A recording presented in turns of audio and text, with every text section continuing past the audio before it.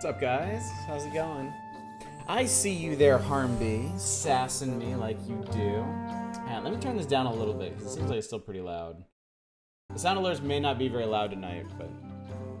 Hi, everyone. Happy Monday. How you doing? Good to see you. I'm doing well. Yeah. That's pretty much it. Okay, so I have a reason. I have a reason why I posted the announcements everywhere and then wasn't actually online. And it's really dumb and basic. OBS just wouldn't connect to the server.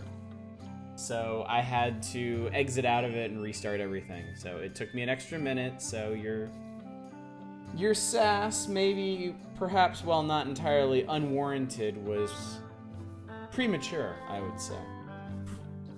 What's up, Harmby? Lodro High, Not a Roguelike, Satellite Sun, Narrant. Oh yes, this will be chock full of good ideas. What's up, Peach? Could get your donations in so if he janks up the stream, you can donate again. What's up, Dom? Baconcopter, Toast, Vesti. I think I saw Kragger in there somewhere too. Yes, I did. Yes, I did. So yeah, guys, it's happening. It's finally happening. If you will remember, if you will recall, we voted to do King of Dragon Pass. I want to say in June. we had a vote. We had a vote between King of Dragon Pass, Outer Wilds, and Killer 7. And somehow, you fuckers managed a 3-way tie. Somehow. So I was like, okay, we'll play all 3. And that was like 4 months ago. So we did Outer Wilds. We did Killer 7. We took a detour, just a small one, just a slight detour to do the entirety of Horizon Zero Dawn. And now we're here. We've arrived at Dragon Pass, which we are apparently now the kings of. So, well, I'm the king. You're just the peasants who are gonna rabble-rouse, and maybe I'll listen to you, but, you know. Right. Let's do Outer Wilds again. Tempting. Indeed, it is tempting. I would absolutely play that game again. For the record, I was the deciding vote in that tie. Try to get all endings. I don't know a whole lot about this game. Time to start Persona 4. I mean, at this point, we should probably just start like an Elder Scrolls game, yeah? Or Witcher 3. I think Witcher 3 is what we need to start. You think you're a king? That's a good way to get killed. Not just the king, we're the ones building the guillotine.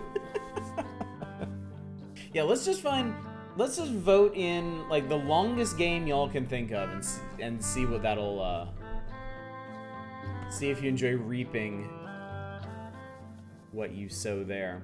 You mean Witcher Trilogy? Don't think I haven't considered it. I actually want an excuse to go back and play Witcher 1, because I was enjoying it until I got distracted by things and left. Now, Dwarf Fortress is too open-ended. Dwarf Fortress, I can just pull a cud and be like, yeah, I think I'm done with this for now. You gotta pick something with an ending. Or at least a very clearly defined goal. Cud will be more dangerous once it's out of early access, if it ever goes out of early access, because then y'all can be like, well, you never beat it. You gotta pick that scab, do you? It's still fresh. I think you watch along with the serial series. During your stream time, the longest game is Tabletop Simulator. Oh.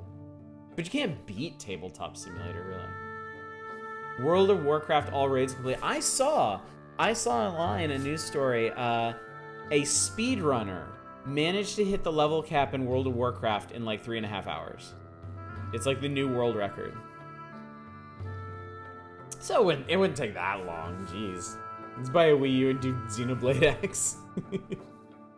Crusader Kings 2 into Europa Universalis 4. Play the whole 900 years. Final Fantasy 14 might be an idea for this terrible thing. Yeah, probably. I think any MMO you could pick would probably do it. Like Elder Scrolls Online, Old Republic. He cheated by leveling under the new system. Is that cheating? Is that cheating if you just level up under the system in the game. King of Dragon Pass can take quite a while to win. Final Fantasy XIV does have a solid plot to work through. I have heard more good things about the plot in Final Fantasy XIV than a lot of like single-player RPGs, and that certainly interests me. Unfortunately, I also hear that you have to get through a lot of cruft before you get to the good story. I'm kind of like, I've really, because I'm still on this like low-key Star Wars kick that I've been on for months. I keep thinking about starting Old Republic, but I simply haven't the time. Rough, the entire base story. Detailed. Context is so overrated. The revised leveling path is drastically different from before. Yeah, because now for World of Warcraft, don't you get to specify what you want to do and it'll scale the XP for you or something? It sounds cool. Like, I feel like any MMO, any modern MMO, should basically just let you loose in a big cool world, and whatever you do, like, that'll earn you experience for it. Lara Croft, best video game protagonist. They did reduce some of the quest bloat in the main story quest. Intro area up to level 10, one expansion to level 50. Oh, interesting. Oh, and 50 is the new cap, right? They redid all the math on it. Wow, you could do that really fast then. Wow, you could do that really fast.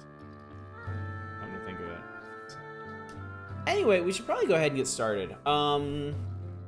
Again, I don't know a whole lot about this game. I know it's something of a narrative adventure kingdom simulator thing, and y'all are probably gonna yell lots of things at me that you want me to do, and I know you're gonna want to fuck with the ducks. I don't actually understand what that means, like the ramifications of it, but I know you're going to want me to. I think your first character has to do Battle for Azeroth, any future character gets to choose any expansion. Interesting.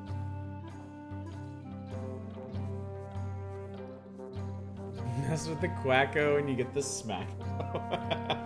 Got yourself all twisted and knots over Final Fantasy XIV after some very bad dungeon runs? Yeah.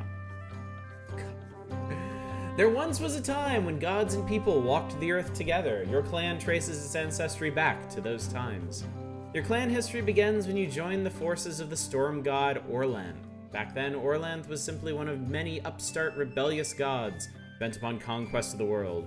Orlanth's unique contributions at that time were personal honor and a close kinship to the other deities, who seemed to be on the winning side. We have a tutorial box. You're in charge of a clan which just emigrated Dragon Pass. We begin with choosing your clan's backstory. Okay, cool. We are playing the Steam version of this, yes. Yes, we are. Unfortunately, the new update for this game changed the report screen background to 4 total landscaping. There are no right or wrong answers. I imagine y'all are going to dispute that. Choices mold the mythological profile of your clan. For now, click the Whoop with Orlanth choice. I don't actually have to do that, do I? After many tribulations, adventures, and discoveries, Orlanth proved himself worthy of marrying Ernalda, the Earth Mother. The two formed the marriage ring and created great harmony in the world through this sacred bond. Your clan took part in the wedding ceremony. Most clans either whooped with Orlanth or learned a secret from Ernalda. A few clans stood with Imal, god of horses and the sun, as an honor guard. How did you prepare? Men and women donned gleaming armor and stood with Imal, protect the celebrants from Orlanth's many enemies. Your men whooped with Orlanth and drank the 8 known drinks so that your heads would hurt during the... Oh, I like the sound of that. Your women withdrew with Ernalda and learned a list of names, which they promised not to repeat to the men. Okay, I'm gonna whoop. Whoop, whoop. Tank drunk mage. Perfect. Each early event starts your clan with knowledge of a different divine blessing. Again, there's no best answer. Orlanth's struggle to remake the world was just beginning, and many other gods joined him in it. Orlanth fought Yelm the Bright Emperor and undertook many wars of conquest. Other, more peaceful deeds were just as important. Your earliest famous event was... Healing of Orlanth, where the merciful goddess Chalana Arroy joined Orlanth's tribe, the 100-day hunt, when Orlanth and his son Odalia tracked the Skybear, adjusted settlement, where Orlanth and Isseries, the talking god, outwitted foreign deities in a difficult negotiation.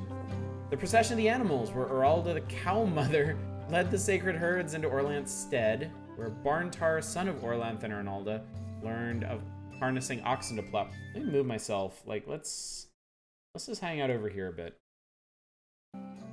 When Hlankor Mai, the knowing god, learned how to use the marking bone, which could mark signs of power upon anything. Oh god, it scrolls. When Pella, the pottery goddess, made the first pot to store grain in. When Rutinia, lady of dance, first did the clan making dance. There's gonna be no good. Well, we'll just.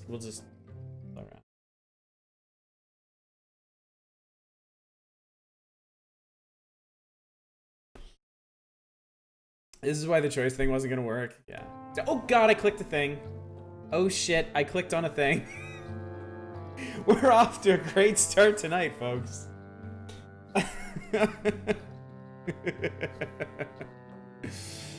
There are no wrong choices.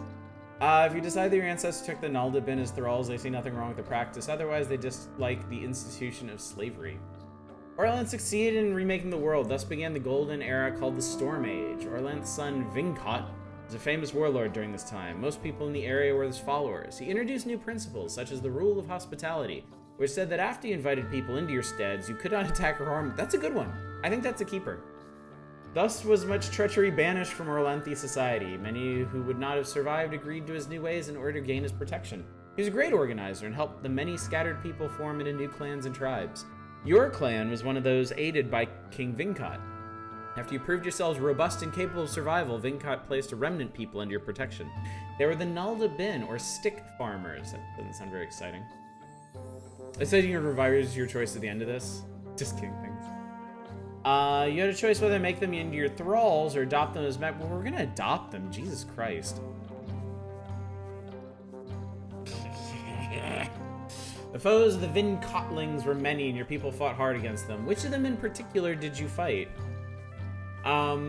Boztakang, the Troll Lord, Akagra, King of the Basmoli Beastmen, Chinkis Moor, the Elf Warlord, Tada the Green, champion of the Flatland called Prax, Vesvena, Warlord of the Ice Tribe. Your ancestors expect you to retain enmity to their ancient enemies who are still around to bedevil you. Beastmen. Kill the Flatlanders. I'm gonna drop the mask here for a second and let y'all in on a little secret. I fucking hate elves. The Storm Age ended in disaster when the gods and creatures of chaos came and destroyed nearly everything. Orlanth and his allies fought hard, but chaos almost always won. Many gods died and new ones rose to prominence. Many people died too. Catastrophes shook the world, the sunfall, the rain of blood, and the terrible laughing tsunami. Jesus Christ. The darkness got so bad that even Orlanth and his companions had to abandon humans to their own destiny. Only a few deities, either small ones or weak ones, remained. The world stagnated and died. Your clan was diminished to a ragged handful of hardy survivors. Elves hate you too now. Legolas will remember that. Some ninja zombie. There's a story behind this, okay? There is a story behind this. I've never been the biggest fan of, like, high fantasy stuff. So, like, elves, orcs, trolls have always been kind of whatever for me. When I got Warcraft 3, I got really into it. I enjoyed Warcraft 3 immensely. But I'm very bad at RTSs. And, well, there's a story behind this is the thing. He choked on Keebler cookies when he was a kid. And around that time, I liked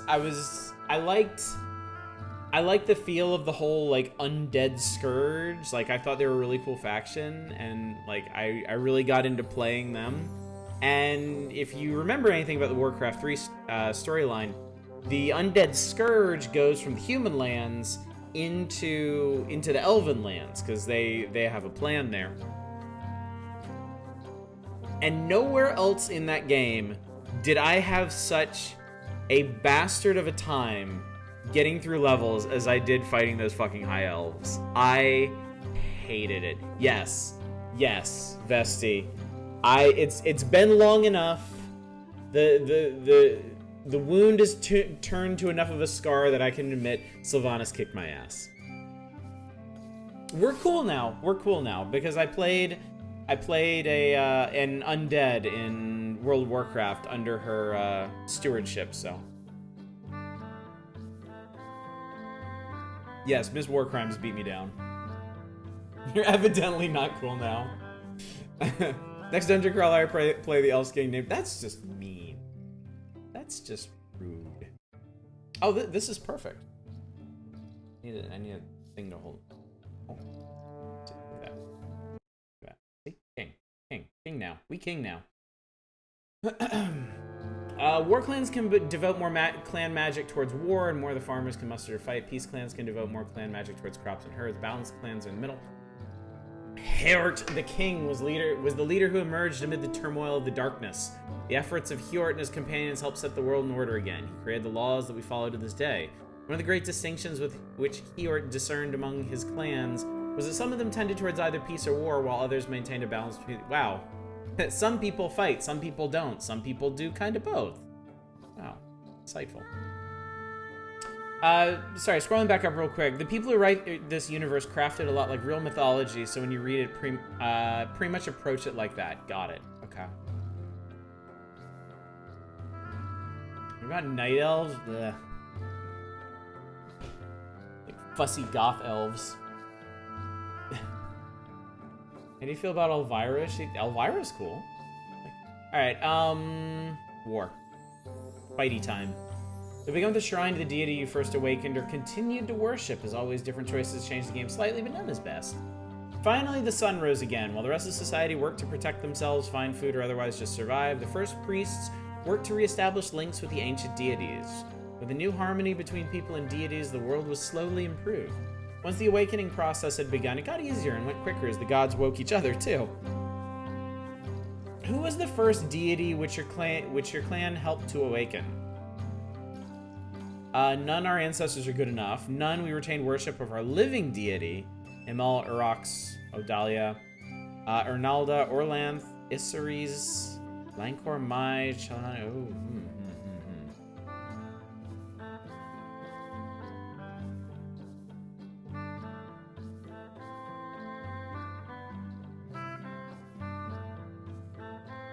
Also fucking hit elves, got rich off stolen music while black musicians were left in the cold. I was thinking Stormbull too.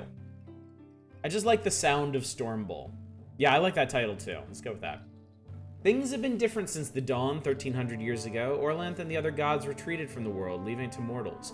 You can still contact them through ritual and sacrifice, or enter their realm by reenacting stories about their deeds, which contain great magic. But they no longer walk beside you. When you settled in a new place, you marked this great change in the world by naming your land not after a god, but after a mortal like yourselves. You called it Hjortland, in honor of the king who taught you how to survive during the darkness. Oh, it's a dragon person. No. Yeah, that's why it's dragon. About 600 years ago, a dragon approached you in either its own form or that of a human with a dragon's soul inside it. The dragons had always been hostile, or at the very best, utterly uncaring. Orlanth was always the dragon slayer. You had to choose whether to believe it and cooperate and learn to do what dragons know, or whether to maintain neutrality. What was your attitude toward the dragons? Hostile, neutral, positive. Dragons sound cool. Yeah, dragons sound neat. I like oh shit. Most of the people who said yes to the dragons moved to Dragon Pass, the land of the north of your home. You stayed in Hjortland, and it's a good thing too. For a little over 200 years ago, the dragons rose up and ate everyone who lived in Dragon Pass. They ate the Orlanthe along with all the other foolish human dragon friends. For a long time, no humans went to Dragon Pass. They were sure that the dragons would eat them too. Y'all need to see this. Alright, I think I'm gonna just sit down here for at least a little bit so you guys can see the pretty pictures. Nom nom. Look at this thirsty fucker. Like, severe Hjort attack. God. Always had the drag. Well, they didn't eat us. They ate some of our friends, I guess, but rip them. Recent events made you think twice about the abandoned land of Dragon Pass. A generation ago, an usurper who called himself the Pharaoh, first name Ted, came to Hjortland and started a civil war. Your clan broke into disputes, sometimes violent, about whether to support the Pharaoh. In the end, your group of dissidents decided it would be better to risk the dangers of Dragon Pass than to stay and kill your own kin, the greatest sin an Orlanthe can commit. Those unable to live under the Pharaoh would move northward to Dragon Pass. People of similar beliefs from other clans had already made the same decision and settled there. So you made a new clan, just as your ancestors had done in the days of King Hjort. Larger borders are harder to guard. Enemies will find it easier to elude your patrols.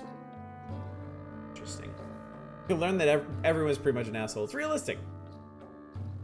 You know that picture for a new background for Oddish? That would be pretty great. Your new clan made the dangerous trek to Dragon Pass and selected a place to live. Like the other Orlanthi refugees from Hjortland, you settled in Quivenland, a mountainous area in the southeast of Dragon Pass. You call these lands your home, or Tula. Tradition required you make a formal land claim. How much land did you claim? Huge tracts. Taking bets on how soon Oddish dies of disorder.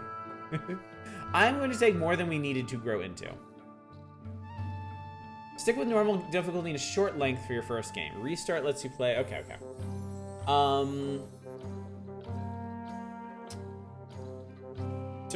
So our history. To prepare for the marriage of Ronaldo and Orlanthi, men whooped and drank with Orlanthi. Your clan's earliest famous event was the procession of the animals. Okay, I'm cool with that.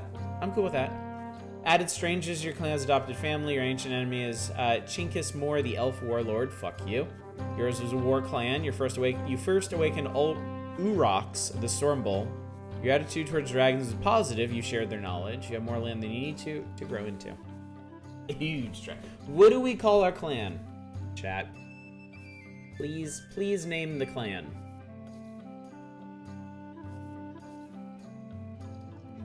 Clan bad ideas. As blessed. Wu-Tang. I will not sully the Wu-Tang name with my bad decisions. Cold-plated Armageddon. Armageddon is actually really good. Duck Driller 4. That's just asking for trouble. I like Armageddon. That's great. And it's Dragon Pass.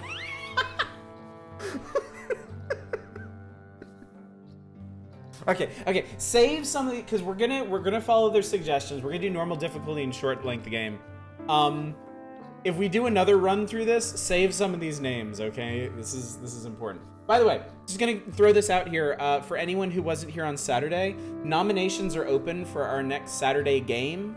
It has to be a PlayStation game, PlayStation 1, 2, or 3. But whatever gets the most nominations is probably gonna take it. So, Dragon Pass Plus. All right, here we go. Oh God, you're right. There's like no good place for me to live in this. Maybe like here, maybe. Okay. Sacred Time is 2 weeks of magical ceremonies which precede each new year. Here, allocate the clan's magic resources for the coming year. Members of your clan council or ring offer advice. Click on another advisor for their advice with the text to hide it. Click the boxes to allocate a point of clan magic to crops, herds, and war, then click proceed. Might be best to shrink the screen and live off to the side. I could also do that. Surely if I exit this, I can pop... Oh God, that's just quit the game. We have a script to constantly move your video around like DVD screensaver. Okay, hang on. I like this idea, but I'm gonna have to restart it. And then I'm gonna have to... Yeah. Hopefully it's good about auto-saving. Clan Armageddon gone before its time. Okay, full screen off.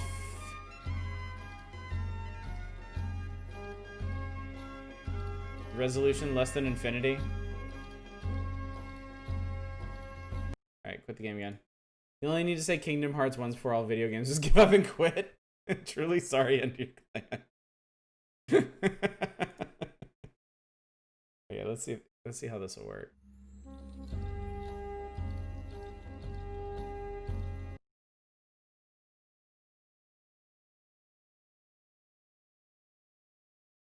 Okay.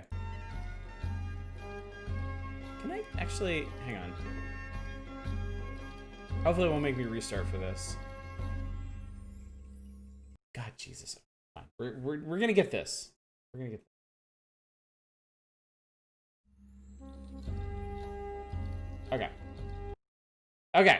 Okay. Custom res in the I. I might mess with that after tonight's stream. Okay. We're in. We're good. All right, it's 1329 Sacred Time. Our reputation is right between Stick Picker and King. Forecast, our God Talkers predict a more or less normal harvest. The Alinx spirits have chased off the vermin spirits, and there should be few rats this year.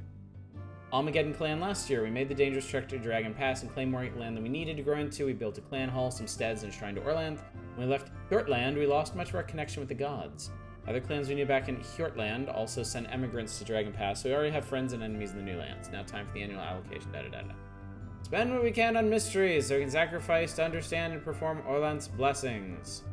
Devote 3 to diplomacy, then we should do rituals for war, trade, and mysteries. Leave something so we can deal with any crises that may come up.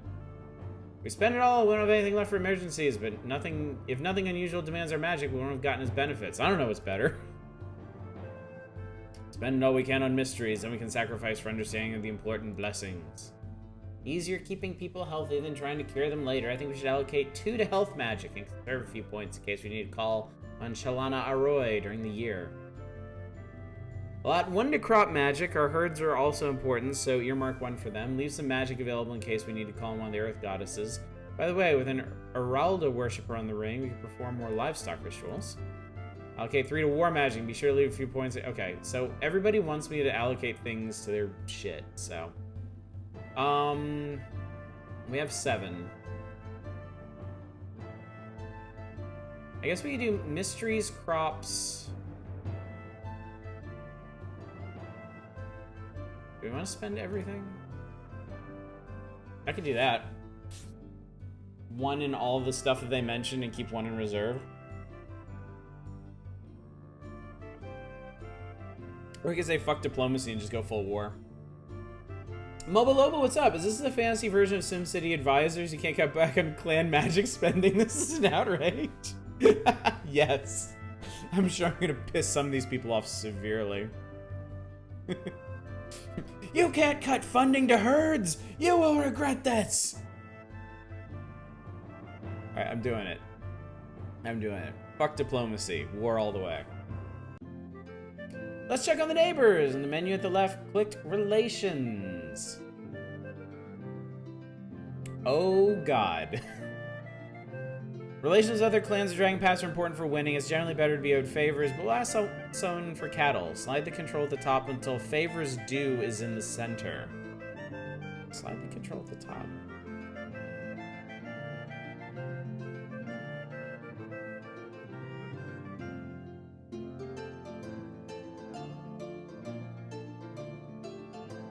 Favors due.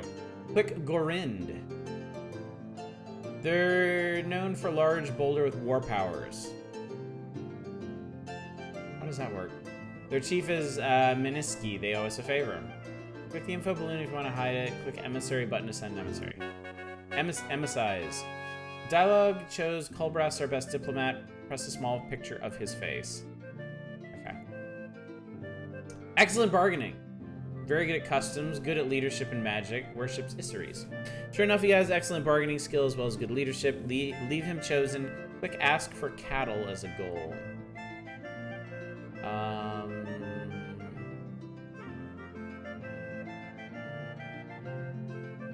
Oh, goal. It's over here. Ask for cattle. Okay. Thank you. Yeah, on the left. Strong bedrock. It's like a blessed idol or something in their community. It's just 1 boulder that they load into all their catapults and like they fling it at somebody and then they have to go pick it up and fling it again. The Gorin clan will be more likely to respond favorably if you give them a few gifts. Adjust the good slider to bring 10 cows worth of good. Okay. 10. And click the plus a few times to bring 8 footmen to help guard our gift. There we go. Quick send. So, hang on. So this is the map. This is what we can bring. Doesn't scroll. These are, I guess, the guards, the guy that we send, where we're sending them, the goal of the mission, what these assholes are going to say about it, and then our total cows, goods, food, magic, population, weapon things. That's cool. You're bringing stuff you're giving to them as a gift. Got it, okay. I assume I'm not giving them the footman, but anyway. While the mission's on its way, events require your attention. The ring will advise you. When you click someone, their recommended actions highlight in blue. Callbrass can't give advice. Click his picture to see why. She really wants to own a white horse. He's away from the tool. I got it. Picking a response is seldom a wrong choice. Yeah, I bet.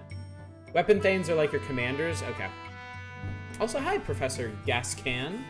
Also, hey, Dave Thulu. I see you there. Sora Goodseller, a trader priestess of the talking god Isseries, comes to trade. In addition to the usual exchange of goods, she asks if we have any white horses. Although we have some light gray horses, none can truly be called white. Apologize for not having one. Apologize for not having one and throw her a feast. Offer to save the next white horse for her. Sell her another horse. I'm gonna offer to save the next white horse for her. That's a kind offer, but I'm sure I'll be able to find one in my travels. Oh well. Okay.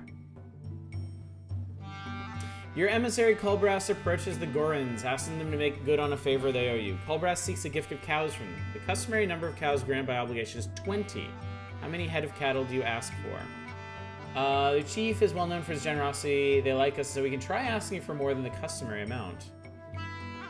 It says choose a customary response of 20. Alright, I will listen to you. Gorons give us the cattle without complaint. Clans get the most powerful magic by worshipping Glorantha's many gods. Quick magic in the menu. What are you gonna say? Our best friends are the Green Wings. The Blue Jays hate us the most. So there's Almageddon right there.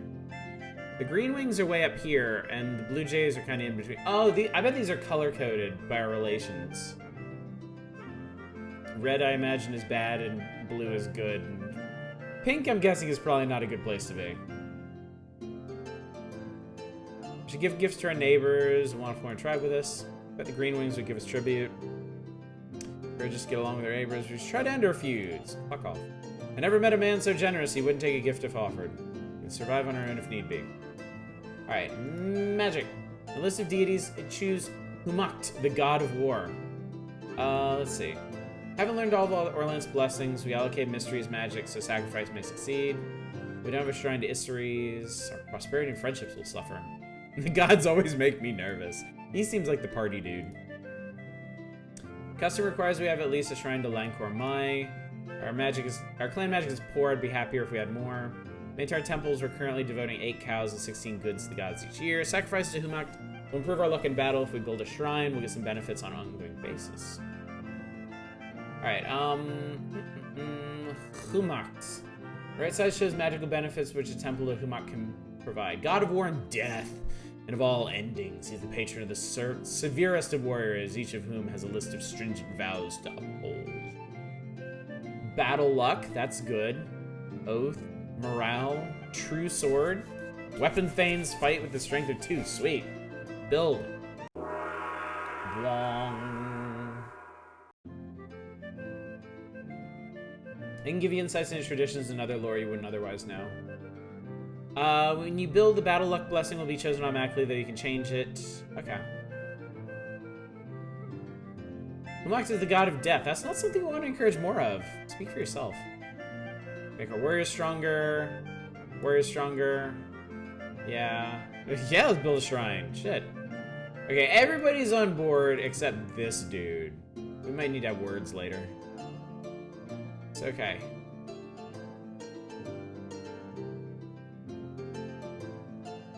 Okay, so I guess this is the first shrine we're gonna build. This is how much it costs to build. And then the maintenance. When it says cost 10, is that in good? I assume that's in goods. Your max bonuses are pretty sweet. True sword especially. 10 goods, okay. Cool. Build it. And the list of deities to, yeah, we got it.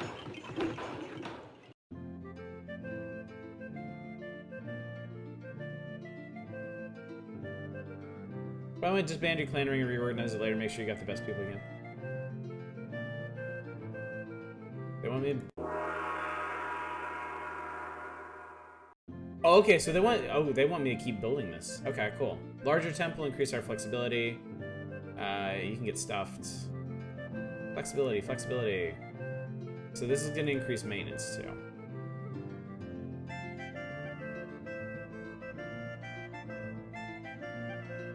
I got the prompts in the wrong order? But I mean, it's... Really? Oh yeah, because we already have battle luck. Okay, never mind. Can I...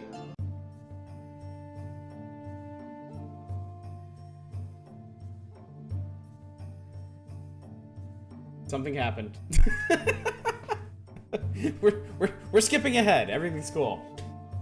Everyone's gossiping about what happened a few hours ago. The young woman, Yana Slara, was found out in the forest. Oh, a notorious poet and troublemaking warrior of the Herring Clan. Hey, psst. What was that? Thank you.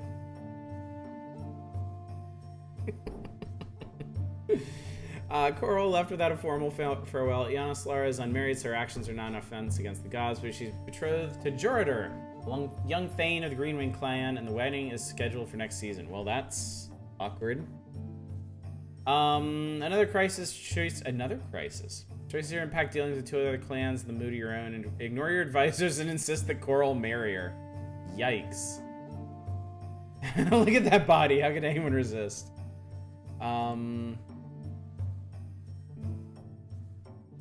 Wow, Culbrest sucks. I hate this guy.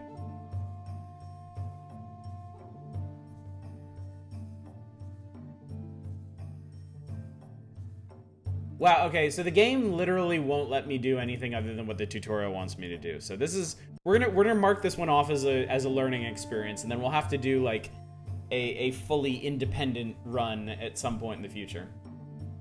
You mistake my intentions, Coral said. I meant not to eat the whole cake, but merely a sample. Oh, you fucker. When our people heard this, they were outraged. Raid the Heron clan in retaliation for their insult, even though it is sea season.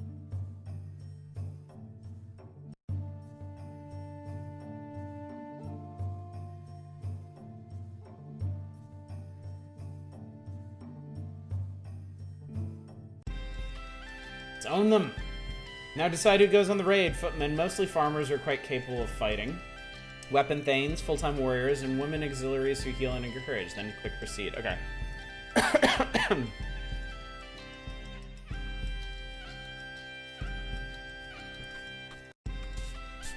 you have advice on... Wow, this is not helpful, guys. Oh, God, Varsons.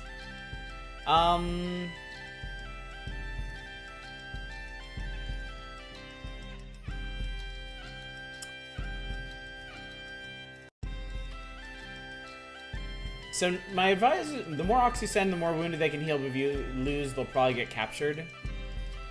I have no idea what we're up against, so...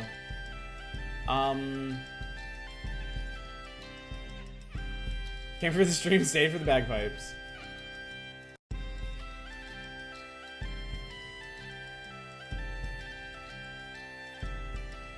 Got your box copy, we're voting, probably lost again.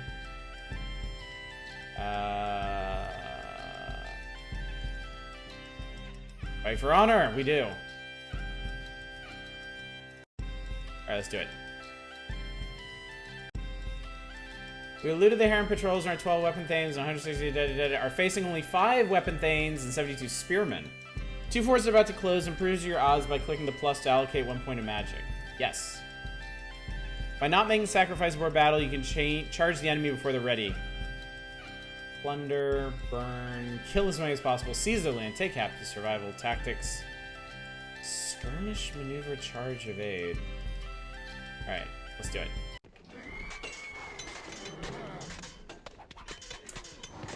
The Heron charge hit us before we could reach advantageous ground. There was an extended clash. Our magic deafened and dazed them. We drove the Harani from the battlefield and were able to plunder their Tula. We captured 32 cows and 3 horses. We took 26 cows worth of loot.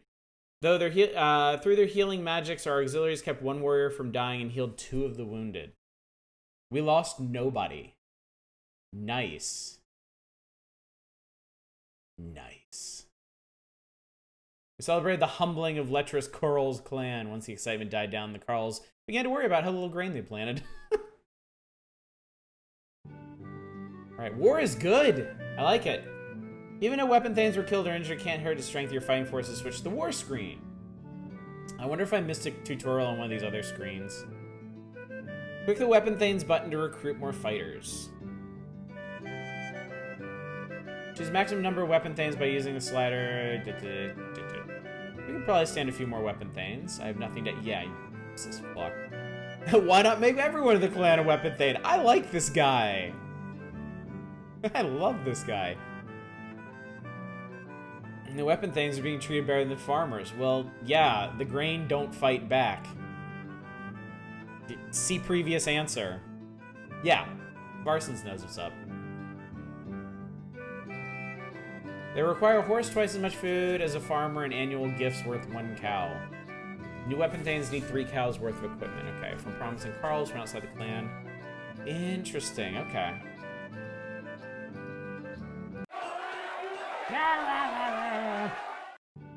Horse of Varsons want more as a human. Switch to the lore screen, which provides information about the world of Glorantha. Lore.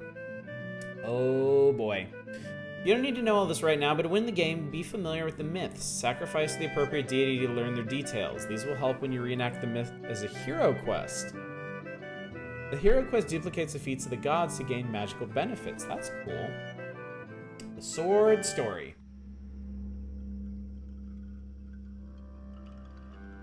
I think I just clicked into an entirely different program. Hero quests are funny as shit when you don't know the myth, by the way. A pathetic fellow named Yermal finds a new weapon called Death and uses it to slay Grandfather Mortal. He shows it to Orlanth's brother, Humacht, who takes it from him. Despite Humacht's attempts to control it, use of the weapon spreads, and soon killing it becomes commonplace. Holy shit. Oh my god. So was that like the Reader's Digest version or something?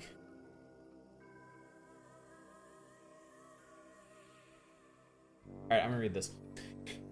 In the old days, there was no death or violence. There was simply no need for it. There was more than enough room for everything to grow without limit, and everything did. Voria was born the first time when Earth peeped above the ancient sea. When Ernalda was grown, there was the Green Age. When she had enough golden grain to hoard, there was the Golden Age. When people had not enough food, they began to quarrel over it. Then the goddess invented gold and tried to use it to pacify her people. Ooh, fuel on the fire. It only gave them more to be greedy for. Greed became so great that even the gods were infected, especially Yelm, who wanted all the gold for himself. Fighting broke out among the gods, at first for greed, but later revenge, anger, and hatred. This was called the Gods' War. There was a god named Yermal who did not have much going for him. He was less than a stick picker because he had no kin, no friends, and no place to live. He had no ring. Yermal always desperately wished to impress his betters. When the Gods' War became very violent, he was hiding in the dark place, and he saw something which he had not seen before. So he took it. He went to the first person he saw, who was Grandfather Life, the first person. Yermal asked Grandfather if he wanted to try out this new thing. Grandfather would have refused, but had previously passed up chances to be Master of Thunder and Lord of Mirror Polishing. Well, your time has indeed passed. And he was sorry he had lost those powers. He agreed to try out Yermal's new find, and so Grandfather became Grandfather Mortal when he died. He was the first person to ever die, and because of that, all of us descendants must die. Yermal went then to Humacht to show him the death thing. Humacht was a god, and he did not have any misunderstanding about it. He used it first to sever his ties from his kin, and so he absolved his king for the heinous deeds which he, the god of death, would do after that. Orlanth was so moved that he always respected Humacht for his honor and fierce code, and gives him a place on the ring even though he is a foreigner. When Orlanth saw the new thing wielded by Humacht, he wanted to use it in one of his contests against the Emperor.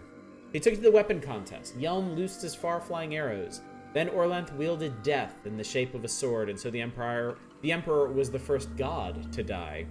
Howling, the Emperor fled on the trail which Grandfather had taken and hid in the underworld. One day, Orlanth scolded Yermal, and so Yermal tricked Orlanth with a copy and took back the sword, Death. Then Yermal lost it in a guessing game as part of a wager with Warlord Elf. See? I told you. Shifty little bastards. elf enchanted it to be an axe and cut down his dwarf foe. Rude. For a laugh, Yermal tripped Warlord Elf, and the weapon fell into the hands of Iron Man, the dwarf hero. He then cut down the elves. Yermal offered to make many copies for him, and greedy Iron Man agreed. Confused by so many, Iron Man did not miss the original death, which Trickster stole. Then many gods got a hold of the weapon, and they were quick to use it. In this way, the power of death was passed among all of the tribes and all of the gods who wished to wield such a thing, and death was held prisoner without honor. When Orlanth and the Lightbringers reached the edge of the world, they had to enter into the underworld to continue their travel. At that place, where sky, earth, and sea meet, Orlanth gave up his possession and attachment to death, and he named Humok to be the honorable wielder of it. In this way, Orlanth gained entry into the land of the dead, and with that judgment, Humok gained control of death once again. That was really cool. That was really, really cool. Most of Dragon Pass is still unknown since your clan just arrived. You have a basic idea of the geography from when people lived here before. Switch to the map screen to see what you know about your new home. Boop. You can scroll or zoom the map the usual ways. Yep, you can. Look at that.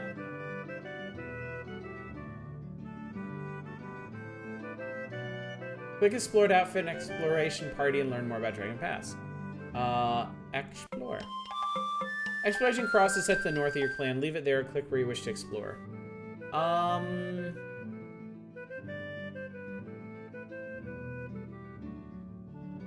Yeah, okay. Asborn.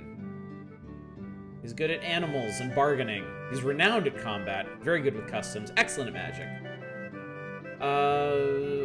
1 weapon thane, 10 footmen. I guess this is the pace they go at. Strong Mario Sunshine muted voiceover energy. We're being raided by the horse nomads. There are 153 of them, all mounted. Luckily, our patrol spotted them, and all 15 weapon thanes met them, as well as 153 of the food. Use a point of magic and sacrifice a cow to Humok for his favor. Ooh, okay. Drive them off, kills many possible, take captives, survival. Sometimes a battle is a pivotal moment where a leader has the chance to act heroically. This is one of those times. Make a decision. Okay. We had to maneuver under a devastating barrage of arrows. As our forces engage with the horse nomads, Ingana notices the detachment of riders is trying to sneak completely around and get at us from behind. What should we do? Oh yeah, ignore them. Yeah. We'll make sure Varsons knows about the threat. Unfortunately, Varsons paid no attention. The riders used magical and natural fires to burn down part of our defenses. Good job, Varsons. You idiot. There was an extended clash. Their battle magic was stronger than ours, but we quickly rallied. We drove the horse nomads off, and their survivors left without plundering Artula. We captured 24 horses. Our auxiliaries were able to heal 1 of our warriors. Yikes. Chances are you have some wounded fighters to tend to. One quick way to heal people is calling the healing goddess Chalana Arroy. Push the magic scroll. Boop. Pick Chalana Arroy in the deity list. Oh god, you have to scroll this too. Quick sacrifice to choose a sacrifice.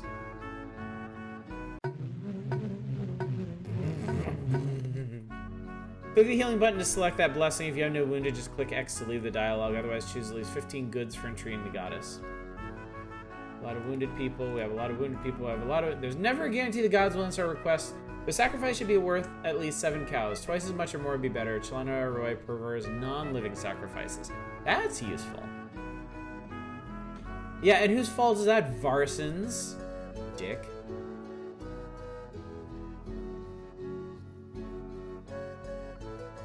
Three people are sick. 11 people are wounded.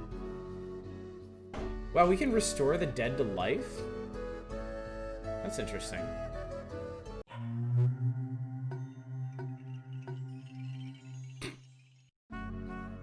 Well then. Sometimes you just want time to pass. At the upper left, note that it's now Earth season. When the clan takes in the harvest. You wouldn't want to call up the farmers for a raid. Instead, click the season wheel. Oh, that's what I clicked last time. Interesting. Which god the ring member worships is relevant at times like these. They can give you better info as part of their culture. Oh. It is indeed Drake Nell. I'm finally playing it.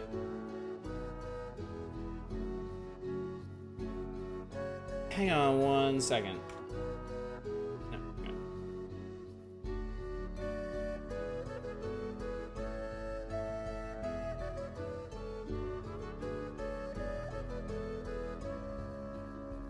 All right, hang on. We have a slight emergency. I will be right back.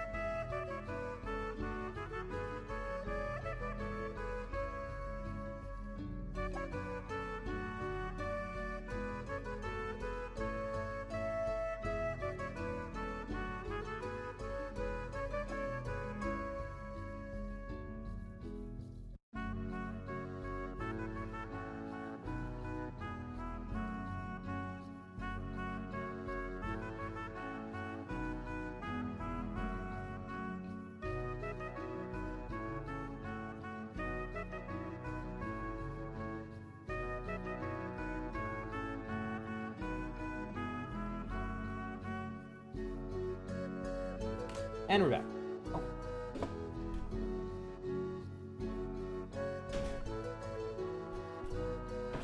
And now we're back. What did I miss? What did I miss? Oh, wow. In this room to handle it, it's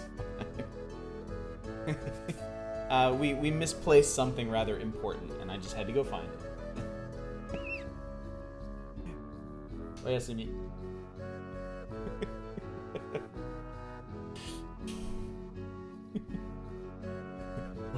Once she's asleep, I'll tell you what it actually was. We got drunk and then accidentally clicked something in the first link, list of first events for our clan, so we don't know what the important event was. Too drunk to remember our clan's most important event. It's very on-brand for us. The hangover lasted thousands of years. Did we say fuck dragons and shit? No, we love dragons. Dragons are great, and maybe that's one reason we didn't get eaten. Fuck dragons with the sexy way.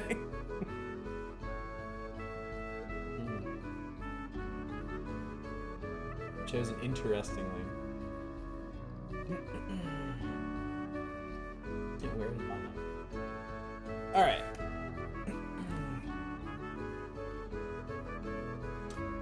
An earlier decision has a delayed effect. See what your advisors have to say. Sometimes matters brought before the clan ring are not truly issues for the ring to settle, so leave this matter to her kinfolk.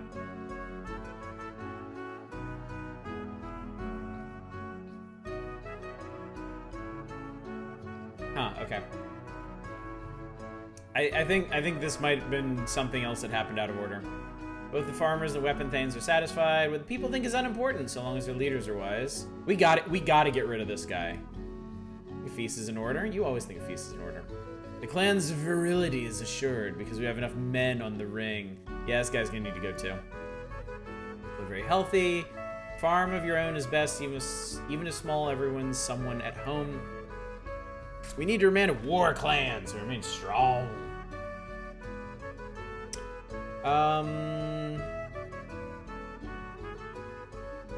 Farming.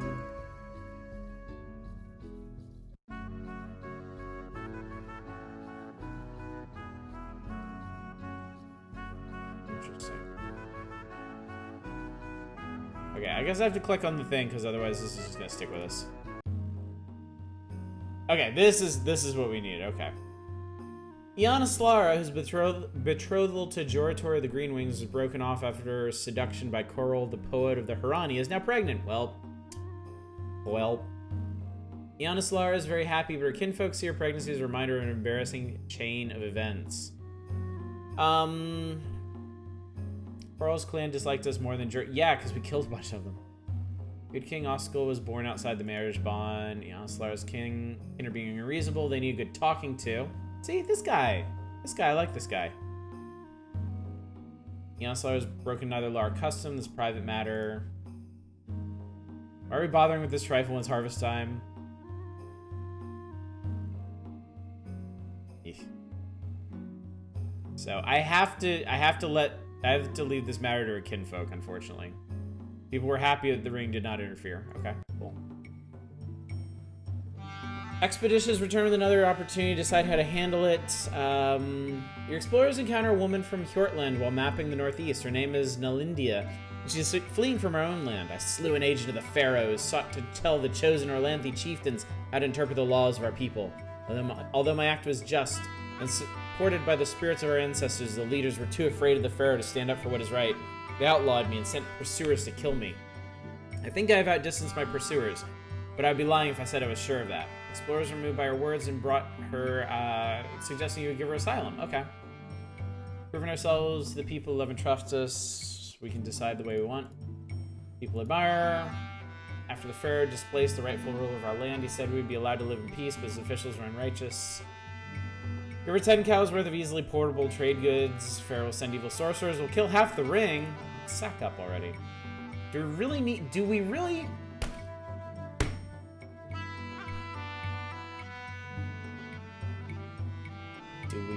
need another weapon thane? Get the fuck out of my face.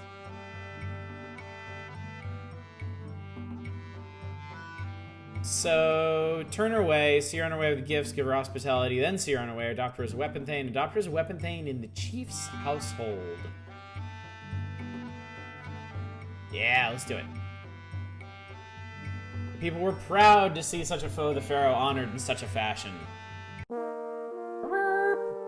Dark season, and Minar reports the final tally of the harvest. Worth paying attention to the agricultural calendar, even if this tutorial didn't. Our crops did very well this year, however, because we raided during sea season, we were short-handed and couldn't fully reap Ernalda's bounty.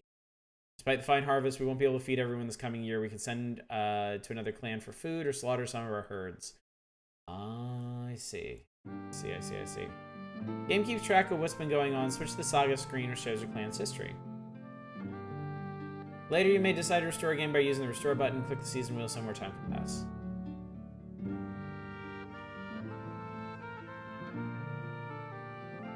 Oh, so this is cool. This keeps a story of everything we've done. That's really neat. I was a cop, Sylvie Towns, Thane Lives Matter. Alright. Time pass. Oh god. Who are you? How can I 5 a comment? Temertane, a Thane of the Heron clan. Oh, he's gonna be pissed, isn't he? Comes to complain that he was insulted by a member of your clan ring. Bastikos dined at our clan hall and spent the entire night insulting me. He waved his bare buttocks in my face, touched my wife in an improper manner, and spit chewed food in my face. Because he's a member of your ring. My clan considers any insult made by him to be an insult made by your entire clan. Unless you punish him, there shall be war between our clans. Although members of your clan ring are in a sense your playing pieces, they do have minds of their own. There are sound mythic reasons to have a trickster on the ring, but sometimes practical reasons not to. Remove Bastikos from the ring.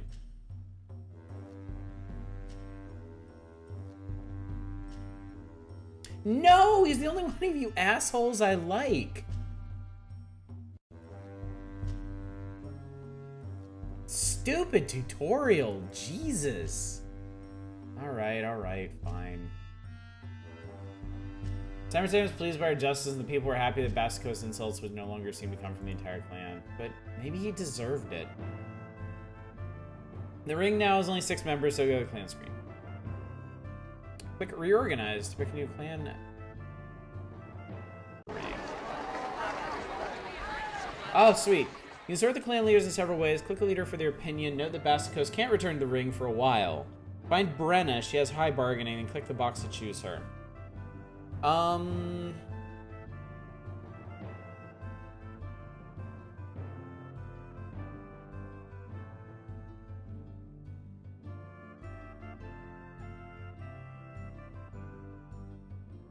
Okay.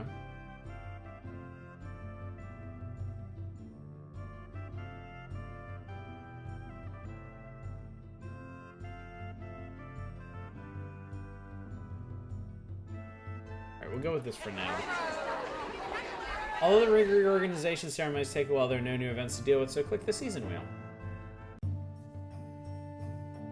One of your Carls, Aski, complains that his wife, Desrada, dishonored him. It all started when he went to worship at the Apple Temple and was insulted by Frithorf, one of the Carls. He challenged Frithorf to a duel, but Desrada did not want him to fight.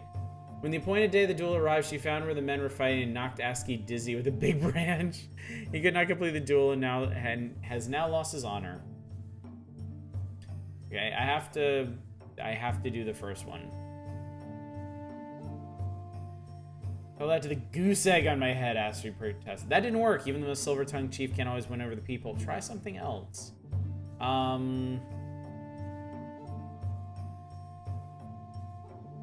We named this guy Aski. What should we do? What should we do, chat? Should we encourage another duel? Should we scold one of them? Or should we just peace out of this?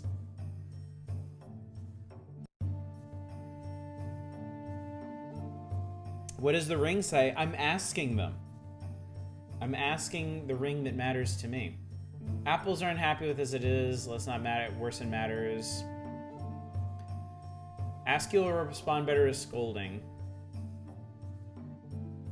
They both suck. Aski's complaint to us is not about Frithorf's behavior, about Desrada's. His husband and wife, they are kin. We should not intervene in a dispute between them. Scold Aski. The woman will be unhappy we mistreat Desrada. And neither of them are especially good fighters. They duel, they'll probably wear each other out with no serious injuries.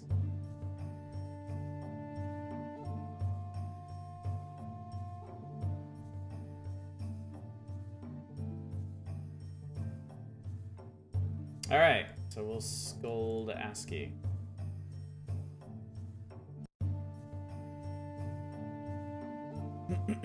Give it to the Aski. He apologized for wasting the ring's time with a matter he and his wife should resolve on their own. As for Aski and Frithorf, they eventually clashed again, but neither was skilled enough to do more than win the other, and they let the matter drop. Oh, that worked out. You played 1 full year for now. That's it for the tutorial. Learn more from the manual. Keep playing with the consequences of the previous decisions or start a new game for the control screen. Have fun! Alright.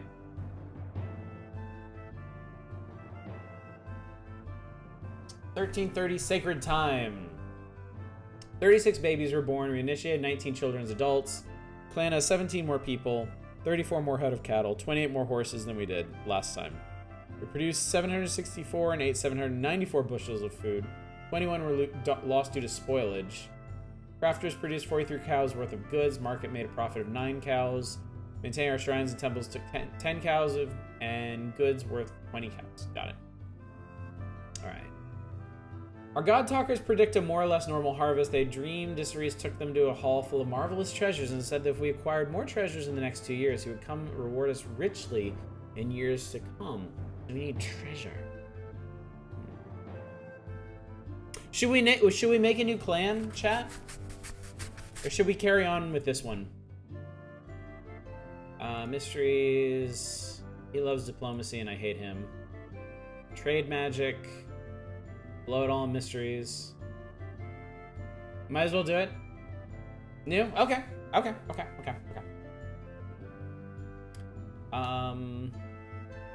NuTang clan. Where's the... Hang on. Here, let me push some buttons here.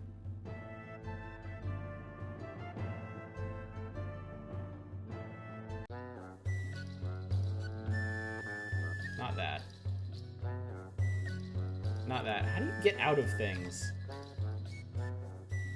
Oh, proceed. Okay. Scouting party just... Hey, these are ducks! Scouting party discovers rich farmland not far from your stead and is inhabited by strange beast folk who behave sort of like normal Orlanthe and call themselves the Cabbage Ducks. For once, both warriors and Carls agree it'd be a fine thing to drive these small inhuman creatures from this fertile valley and claim it as your own. Approach the ducks and offer them peace pact. Demand the ducks cede you half their lands. We shall launch a surprise attack. What do these guys say? If we don't attack them, some other clan will. Demand tribute. They will fear our strength.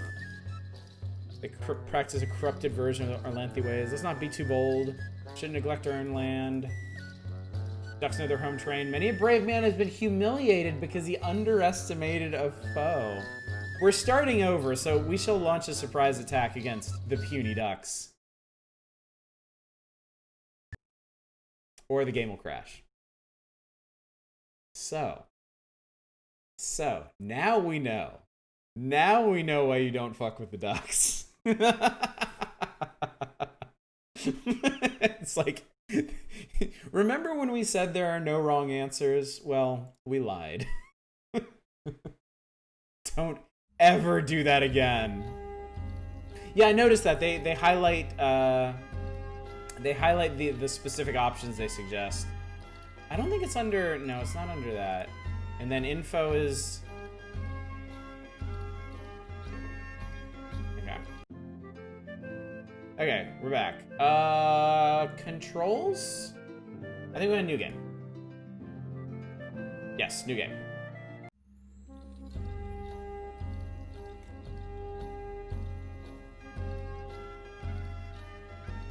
Alright, there once was a guy and things happened.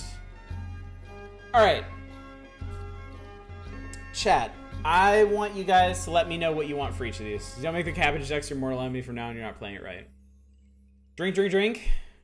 Drink, drink, drink. Option 2. Option 1 is stood with Imal. Option 2 is drink with Orlanthe. Option 3 is women withdrew with Ernalda.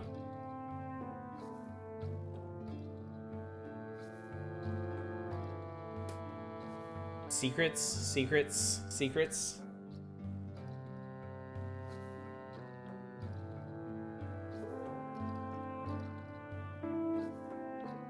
Alright, Worst Elephant. Thanks for coming out, buddy. It was good to see you. Okay. We drank last time. We're going... I don't know what we're going with. We're gonna do this as y'all dictate. So yeah, we'll do secrets. Alright. What was our famous event? The Healing of Orlanthe, the 100-Day Hunt, Jested Settlement, Procession of the Animals, learned of harnessing oxen, learned to use the marking bone, first pottery, Lady of Dance. Let's see, 1, 2, 3, 4, 5, 6, 7, 8. If you want to just put a number into chat. Go not to chat for counsel, for they will say both drink and secrets. Learn to bone. And Bella rolled the first blunt. Okay, that's quite a bit for 6. 1, 2, 3, 4, 5, 6. Alright, we are going to learn to use the marking bone. We're in the bone zone. You don't get a choice in this. We're going to adopt them. Who do we hate? I will let you decide who we hate this time.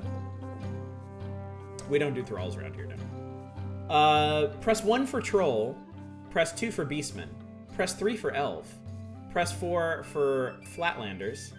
Press 5 for warlords of the ice tribe. 1, 1, 1, 1, 1, 1, 1. Okay. 3 1s, 3 4s, 4 4s. Flatlanders. Storm Age, disaster. War, balance, or peace. Press 1 for war. Press 2 for balance. Press 3. Oh, okay. That is 3 for war and a lot for balance. Okay. Alright. Who was the first deity which your clan helped awaken? Press 1 for none, 2 for Imal, 3 for Urox, 4 for Odala, 5 for Arnalda, 6 for Orlanth, 7 for Isseries, 8 for Lancor, 9? Stay with Ulrox. 8, 10, 3, 2. Numbers? Things? I'm not sure what war is good for. Absolutely nothing. Alright. Urox the Stormbull again. Alright, dragons. How do you feel about dragons? Yay dragons, nay dragons, and dragons. We love dragons. I don't know, it sounds like we might hate dragons. Dragons #1, love dragons. Dragon friends.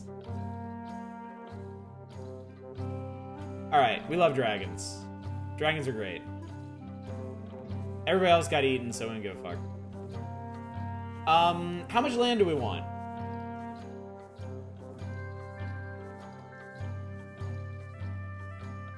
Two? Obviously they ate our enemies. Yeah, obviously. 2? Alright, 2. Alright. What is the clan name? Y'all had some good... Should we be... What was it before?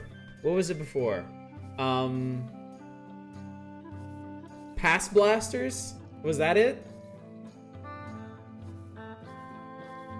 Gold-plated peasants?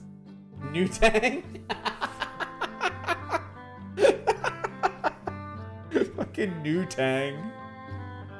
Secret Women with the Bone God and Urox. I feel like I've seen this movie before. Skelly Secrets? Clan. Honestly, I like NuTang. Especially since we have secrets now. All servers. How do you think that name came about? Did they ever do interviews about that? NuTang, thank you. That is far more inspired. NuTang. Alright, we are Clan NuTang. Alright. We begin! Alright. God Talkers predicted more or less normal harvest. They heard the buzzing of bees and said we'd have many flowers and better harvest. Okay.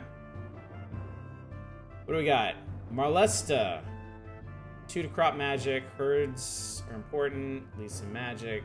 Himene. Cure. Might as well spend it all. Or Carla. Our magic represents the collective spirit of all our people, and it is renewed every... Thanks. Enderos. Spend what we can on mysteries. We can sacrifice.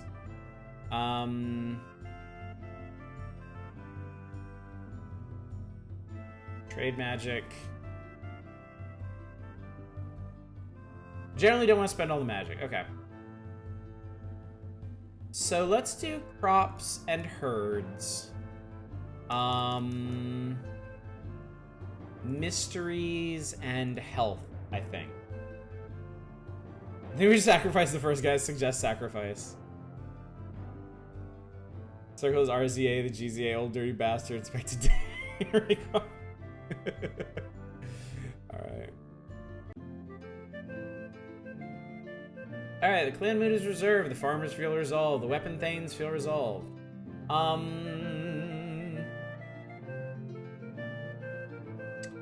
Let's see. Food situation seems okay. The expected harvest should last a year. Okay, so you can allocate for croplands and pasture.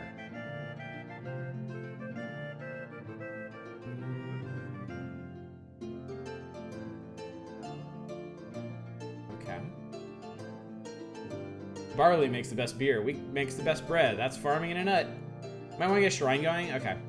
238 farmers, 10 doll, 105 hides of cropland. We can handle another 33 hides. Oh, interesting. More fields or pastures make it harder for enemies to sneak up. Okay, so I could expand the croplands, is what they're saying. Pigs need 23 hides of wild land. The other livestock need to graze on 27 hides of land. They need 64 herders. So we don't need all this pasture land then. Okay, cool. Google says the story behind Butthole Surfers. The band name is someone introducing them saw their song Butthole Surfer and thought that was the band name. Fair enough. Another 33 hides, you say? Let's tack on another 30 then. Let's go right around there.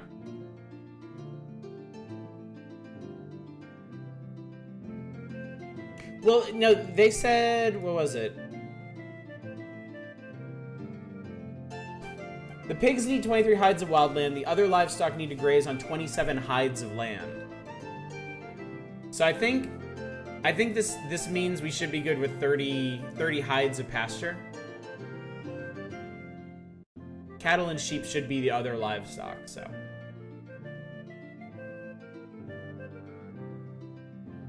But no, it says the pigs need 23 hides of wildlands, right? Yeah, cattle and sheep and pastures, pigs and wildlands. Yeah. Pasture is just for cattle and sheep, which is what they count as other livestock. So yeah. Math better, oddish.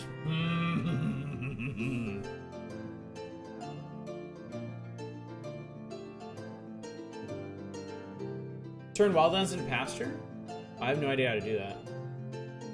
Having hunters means they help you out if you pick skirmish when getting raided. Just up. Oh, right, fine. Jesus.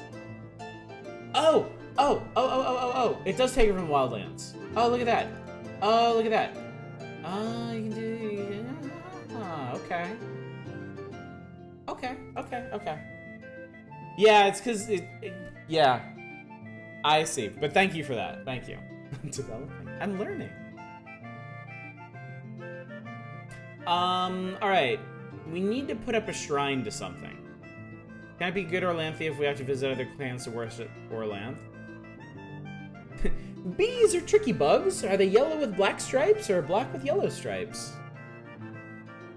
Clan magic's depleted. Still know all of Orlanth's blessings. Clan magic's poor. Now we're shrine to Isseries. Where is Orlanth? They want a shrine to Orlanth. You want to check your ring clan personnel? Just reorg the whole thing. So who we got? Aminals. He's excellent with animals. Seems okay. Bargaining. Excellent bargaining. Very good at combat.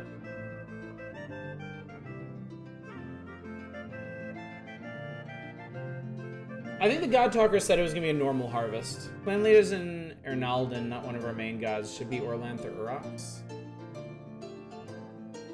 We could switch to Ordag. I don't know, nobody's as good as leadership as Marlesta here. And she's good across the board is the thing. Instrid's like the next best, but she worships Isseries, so.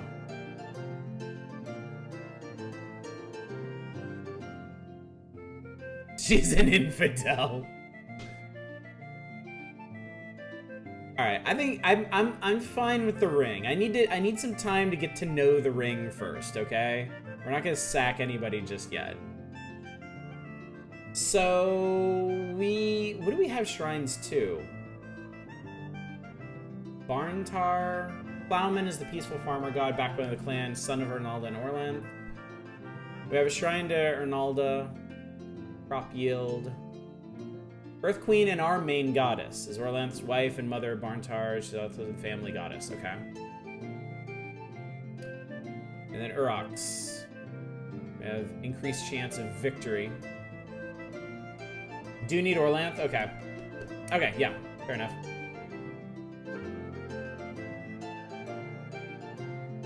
There are two guys following the same god on your ring? Okay.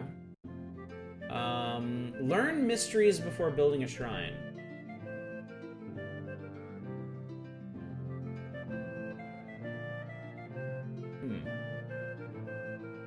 Usually nice to get unique representatives.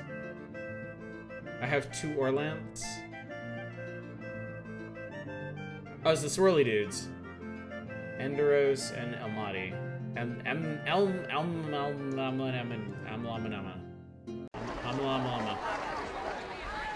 What are we good at, anyway? Magic. Cardolancy.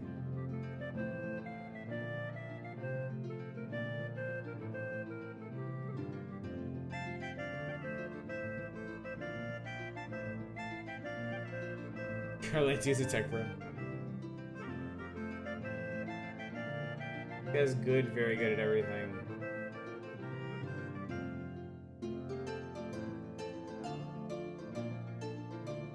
I'm gonna cut, yeah, this guy.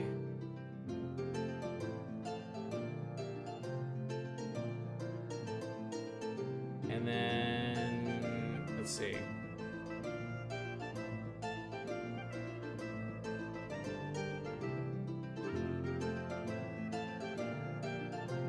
Who's our war leader? I'll have to look that up. Or is that... Who's our war leader? Would that be this guy?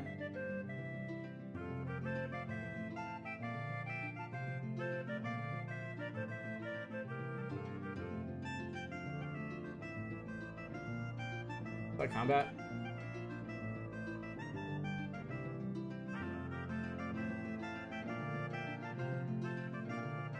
I guess it'd be this guy. The list from best to worst, left to right.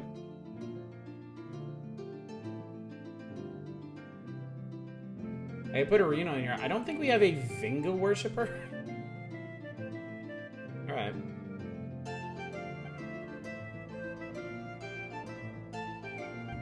Alright, cool.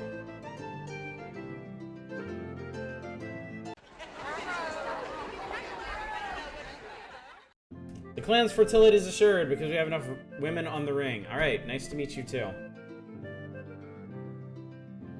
Alright, now. So for Orlanth, we need to learn mysteries for building a shrine. So that means we need to do a sacrifice for mysteries. Is that how this works? Much we can learn about Orlanth's mysteries. There's much we know none. Never guarantee that gods will answer. Sacrifice should be worth at least 7 cows. 2 or 3 times as much would be better.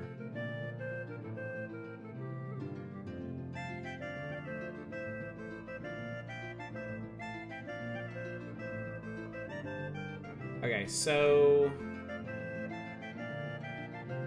we don't know if he... I don't know if he likes live... I don't know if he likes live sacrifices or not. So we need to do, like... 20 to 25 goods is a good sacrifice? Okay, so we don't want to do cows. Okay. Let's do, like... Okay, so he doesn't care. Alright, we'll do... And then we'll do mysteries.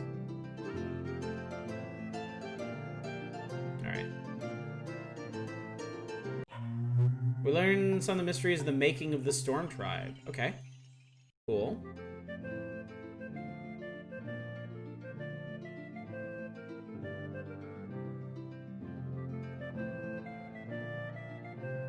I can make a quest out of this. Gonna need more sacrifices? Okay.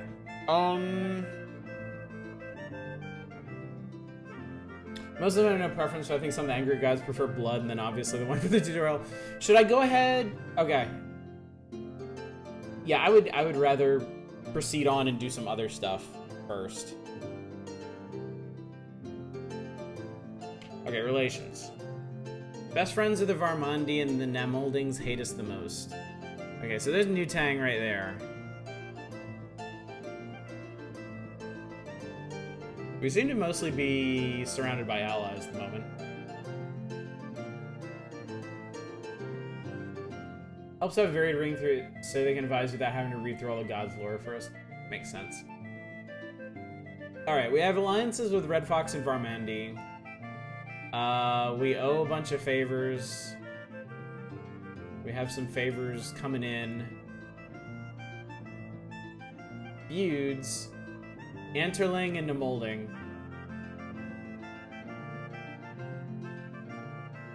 Okay.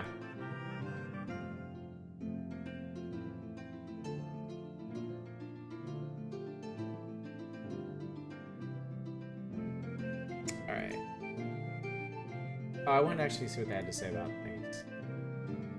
Bet the Varmandi would give us tribute if we asked. Oh, more favors than we have due, yeah. Good relations, all about gifts.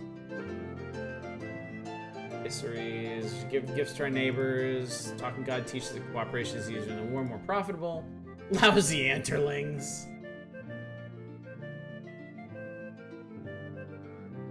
Want a brief explanation of favors? Sure. Is it like...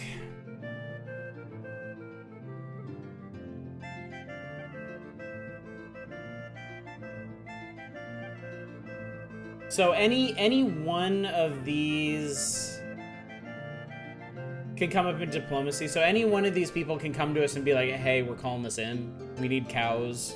We need goods.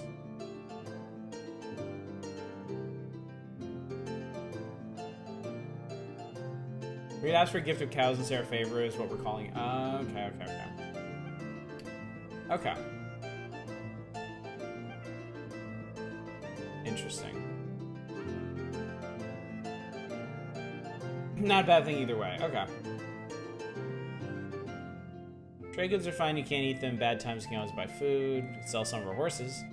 Hard to be certain, but our market will make a profit around 5 cows worth of goods this year. Make the proper observances of Isseries, our trade should prosper. We have only one treasure, we must remedy this at once. Trade is more reliable than exploring. Want to establish a permanent trading route. If you're absolving a favor, you can be generous, which makes you look better to everyone else. Okay. Our most productive crafters are women toiling at the loom. War, we sell feud with the Enterlings. We allocate a number of clan magic to battle. Yeah, Enterlings. Let's raid the Enterlings! We'll catch them while they're sowing grain. This planting season, taking our farmers on a raid now would be disastrous. Should recruit more weapon thames to better defend against the... I'm sorry, the what now? To better defend against the Walking Dead?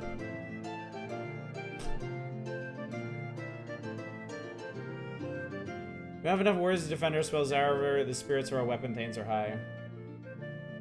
Welcome to Glorantha.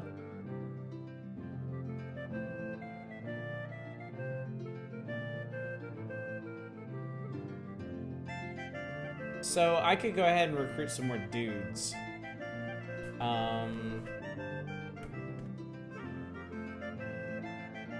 Okay.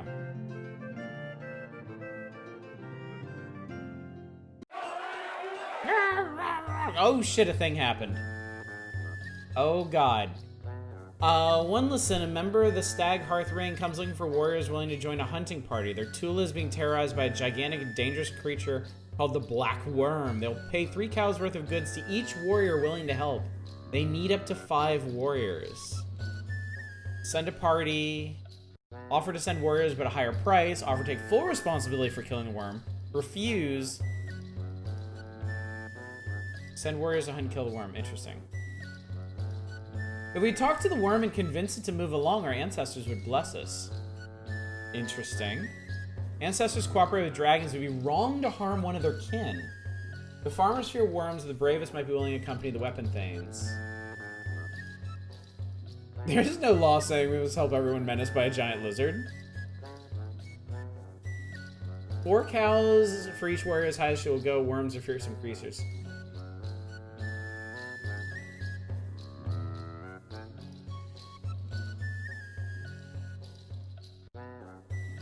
Okay, yeah, let's give this a try.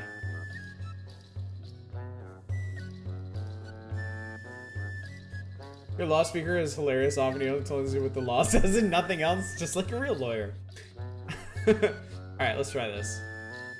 Who does the convincing? Who am I gonna want for this? Bargaining?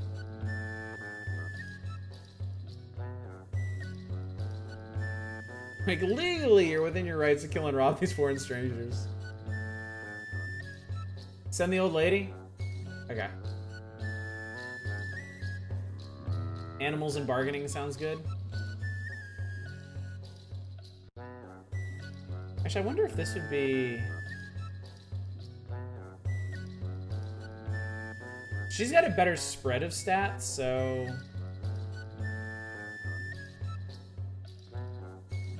Send this one? Okay, let's try it. Send a party. How many warriors do you want to send?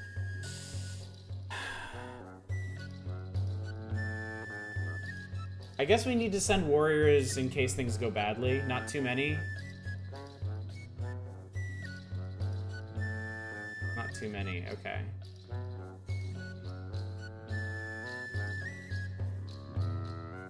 I could send a Thane and like 3 footmen. Just a couple dudes. Don't want to spook them.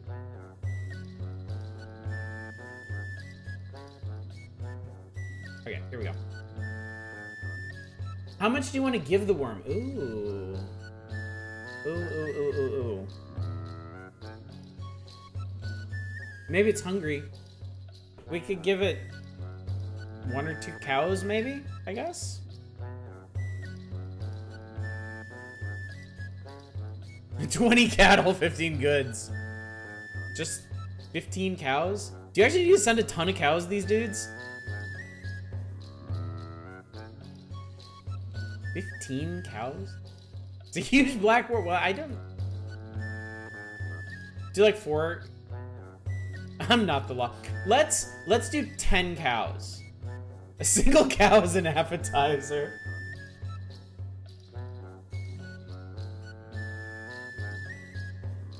Let's send in some cows and some goods. I don't know what this thing actually wants, so let's give it a try. Let's see what happens. Insert sought out the worm and told that it was unfairly harming the people of Clan Stagheart. They replied that people were interlopers in Dragon Pass, and we should count ourselves lucky that the dragon can confine their eating to a few farm animals. I can't tell how that actually went. We tried. Alright. And nobody died, so that's cool. I lost some stuff, though. I guess. We could go exploring. That will surely never come up again. Fire season's raid season. Do we wait for our eventual attackers to go out and take shit? Did we start with any treasures? Where do I see that? Where do I see our treasures? Center trade? So wait, exotic? Fidarco says we have only 1 treasure. Top right, Blacktail the Bull. A really fine bull whose sire has more calves than normal. Nice.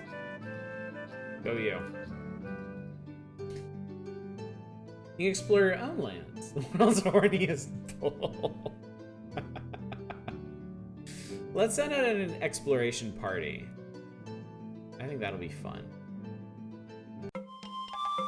I want to send you. You're good at many things. Never a bad idea to explore your own lands. Okay, we'll try exploring our own lands. I guess combat's what you want here? Alright, Satellite Sun, thanks for coming out. It's great to see you as always.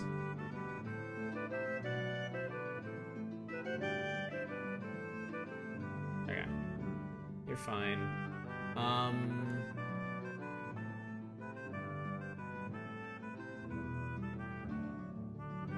Okay, so we just click somewhere. Should have decent combat. Okay, well, she's got the best, so. So we can just explore our own.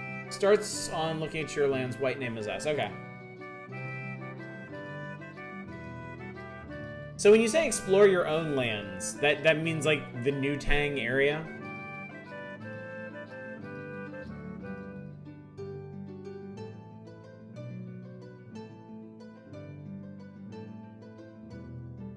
Okay, cool. Let's try that then. Go.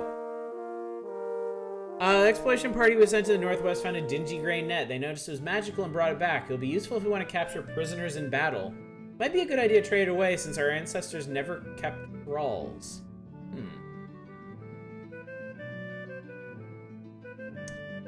It's a new treasure. Helps us take captives in battle, use in battle.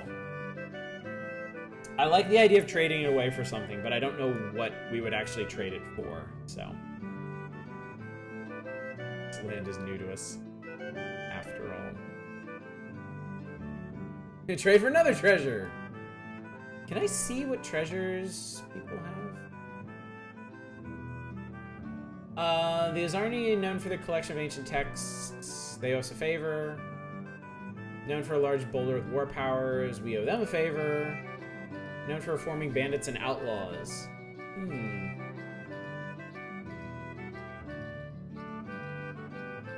If we're in trouble, it could be a powerful bargaining chip. That's also true. Well, these people apparently, like, take bandits and outlaws and reform them, so they're probably... But we can sit on it for a while. We don't need to do anything just now. I am going to... Should I do anything else during the fire season, or should I just let time pass? Your PC just spontaneously rebooted. That sounds thrilling. Fuck up one of our enemies. We didn't put any magic into war, and we're not really geared for it at the moment. Good time to raid the Antlerlings? Well, alright. We can raid some people. Cattle raid? Cattle raid. Let's rustle some cattles. Alright. Move. Thanks, girl. We're least likely to be spotted if we send less than 10 raiders. Oh, interesting. Send 2 May warriors will be spotted in a fight. Tendonlings are the weakest of the nearby clans. Oh, interesting. Irene says the Red Foxes are the weakest. Endero says the Tendonlings are. Alright. So we'll do Antlerling. They're known for pottery and a fanatical attitude. Their chief is Fantarl. We're feuding with them. Trust Irene's judgment.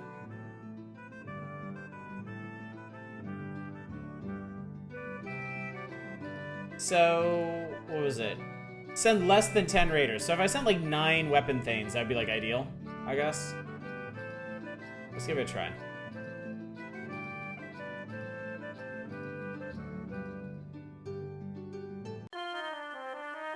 We managed to ride right onto their tool and steal 36 cows without ever being noticed. Alright. Bronze Dangmag of the Raxtanti comes seeking your help with a raid against the Zethnurings. He reminds you of the obligations you owe to the Raxtanti and tells you the storehouses of the Zethnurings are like a tantalizing fruit, ripe for the picking. We cannot be so eager that we threaten to steal the Raxtanti's thunder. There's a trap set up by the Zethnurings. Don't fall for it. More warriors we send, the more loot we can grab. Zethnurings are unpredictable. Sometimes they fight poorly, sometimes ferociously. An appeal to the gods might be just as useful as a provision of soldiers. Even if we send more warriors than the Raxtanti, Dangmag will have cause to be offended if we try to take most of the loot. Ah, so these guys are calling in their favor. Okay. You decide. I'm busy. Fuck off. She's sad she doesn't get to go. She doesn't give a fuck. Offer sacrifices, politely decline, send a full war party, send only token. We could send a token force. Is that what? Yeah, that's what Marlesta is suggesting. Yeah. Yeah, let's do token force. We got some goods. Our men took part in a glorious fight. Sweet. Glory. Love it. Good stuff. Alright. Earth season. What the hell do we do in Earth season? We have the finest looking young women of any clan.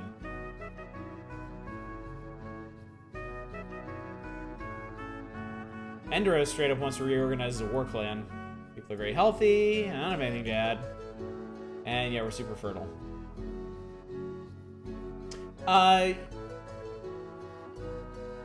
Yeah, we kept some magic in reserve. We kept one. just one. We could maybe try another.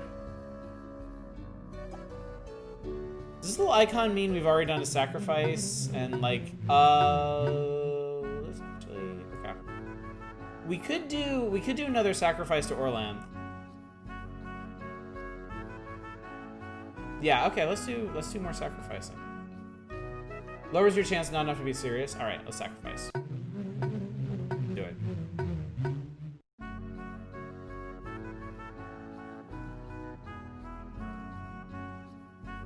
These shrines up is a good idea. What did we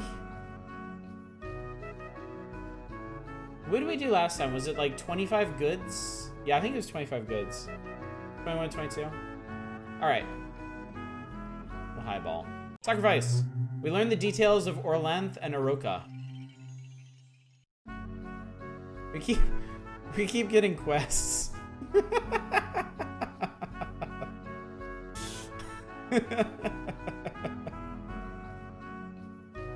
Great.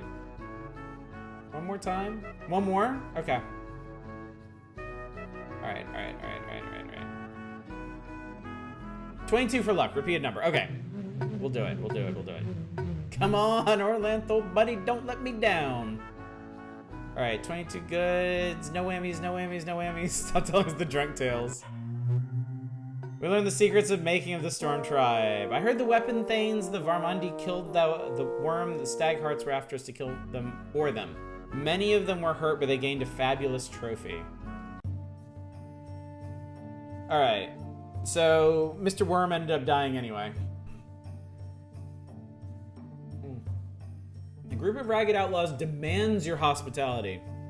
Their leader says they are favored by Gagarth, god of outlaws, who will rain punishing hail upon your Tula if you do not hold a feast in their honor. If you do not give us your finest ale and your choicest meats, Gargath's hail will flatten your crops, kill your sheep, and wound your children. People are angered by the boldness of their demands. Fuck these guys.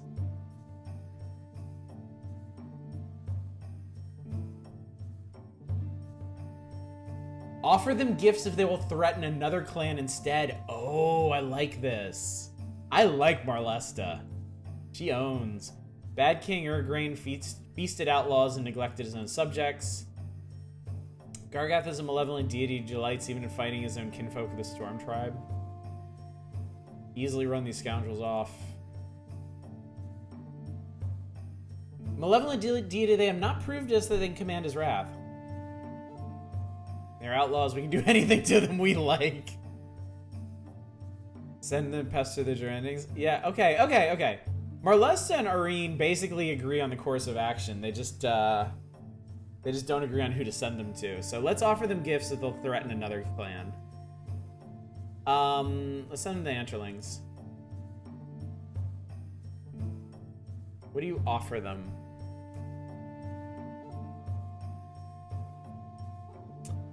Like what, like 20 goods maybe?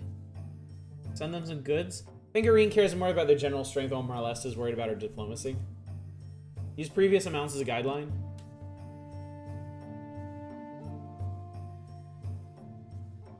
Fuck a bandit. But I want them to actually go annoy these dudes, is the thing. Not to, okay, so for bandits it's different. Wouldn't spend cows on bandits. 10? You think they'll go for 10? Somewhere in the middle of hedge our bets. 10 to 15. Let's give him 10. Let's give him 10. They accepted the proposal even before we were finished making it. They attempted to thank us generously for the gift, but the effect was ruined by their uncontrolled drooling. They departed, and the people expressed their admiration for the clever way in which the clan ring got rid of them. Everybody wins.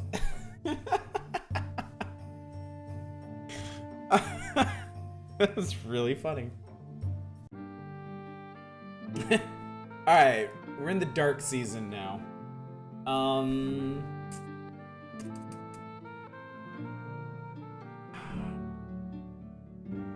Come on, Orland. One more sacrifice. It's cold out. Give us the mysteries. One more. Just one more. Y'all, I think y'all don't realize this, but maybe it was King of Dragon Pass that popularized loot boxes by having you throw goods into the God Blender. 23 number of currents. Okay, 23. All right, no whammies, no whammies, no whammies, no whammies, no whammies. The Thunderstone Ritual. Is that it? Ah! Ha ha ha! Improves the effectiveness of our skirmishers. All right, I'll take that. I'll take that. Build. The famed poet Ordangmar of Clang Amergan is your honored guest at a great feast. As he recites, most are enraptured by his satirical verse. But Endel, one of your thanes, looks angry. Perhaps he thinks that the dun-daubed nobleman of Ordangmar's poem is meant to be him.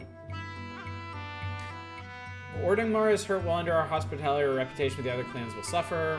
The poem is carefully worded so that one who seeks offense will find it. Endel is a stubborn man. He will not let go of this offense easily. From his verses in battle, you can tell Ordangmar has never been in a real fight. The poem is truly about Endel, and he does nothing to challenge Ordangmar, his honor will be forever stained. It's easier to make peace before war has begun. The men are always ready to die for honor, and the women forever forced to weep for them.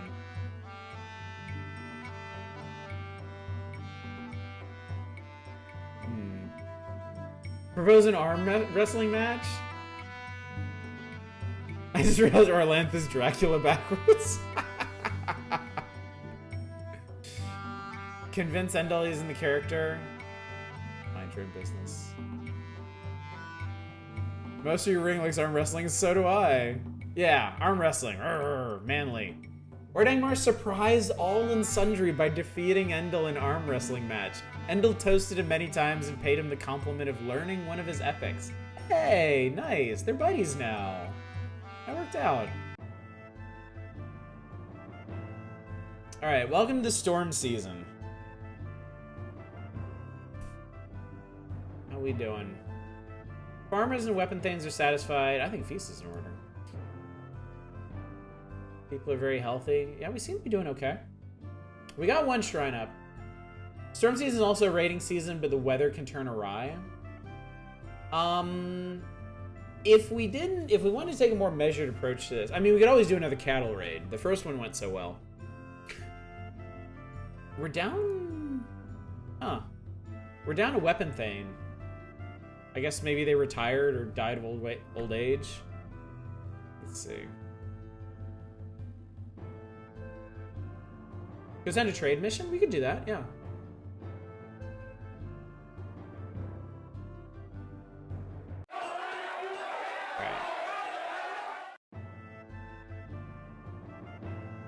Wait, we just added... Oh, I have one sick or wounded. Okay. Well, I guess they feel better now. Yeah, I think you're right. I think there was one here, but I think it changed. Because now we had 13, we added 5, and now we have 19. So I guess that worked out. Trade mission. We still need more treasures. What is a caravan? Oh, is this to establish trade routes with somebody?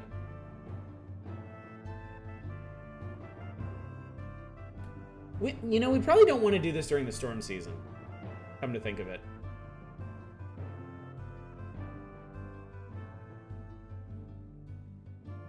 There were options. Goals. Establish route. Buy or sell things. Goals on the right. Okay.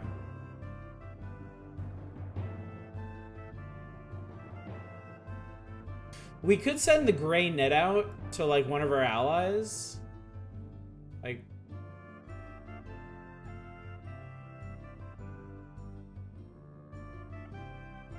the Red Fox, the Vermandi. Known for the large pig herd. Send the grain net to the reformers. Who was that? It was not... Who was that? Was that...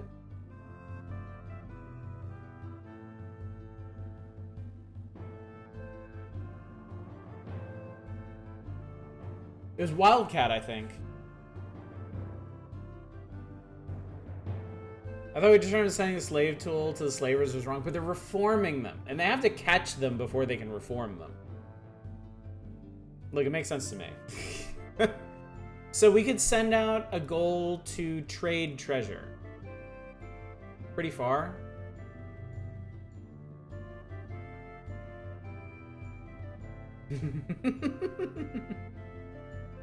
Me and Al.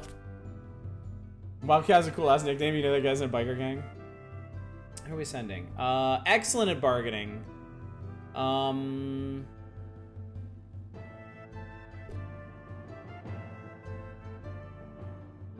Man, this lady is just amazing at everything. That's all that matters, bargaining. Okay, we'll send this chick. We will send this lady. Caravan size.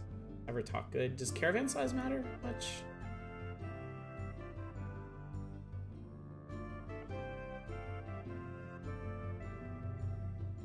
Send a couple dudes with them. Depends on how much trading you do. I mean, we're sending one treasure, and we're hoping to get a treasure, so I'm guessing small would be... Larger the caravan, the larger the guard you want? Okay. I don't want to send a real big one, so... I think 3 and 5... This should be fine. Let's do it. Good luck out there, Janesta. You want to buy all the cows, you can make a big figure. I gotcha. Okay. Let's see what happens. Welcome to Sacred Time! 43 babies were born. We initiated 28 children as adults. Planted 24 more people, 32 more head of cattle, 2 fewer horses. Produced... Jesus Christ. We produced 1,300 bushels of food and only ate 800. Damn. Crafters produced 46 cows worth of goods. Market made a profit of 18 cows. I think we're doing okay. We're low on goods, though. We have a lot of magic. Wow, we have a lot of magic. We need more goods. This is what I'm determining here. Notice you gain 8 more magic because your ring is balanced. You have Orlan's Shrine. Oh, okay. I might as well spend it all since I was saying about next year. Okay, definitely need to spend on mysteries.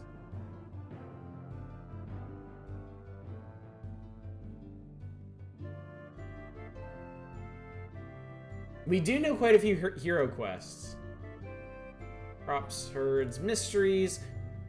I could put a point in quests and we could give it a try. How much magic you have is generally considered your luck stat.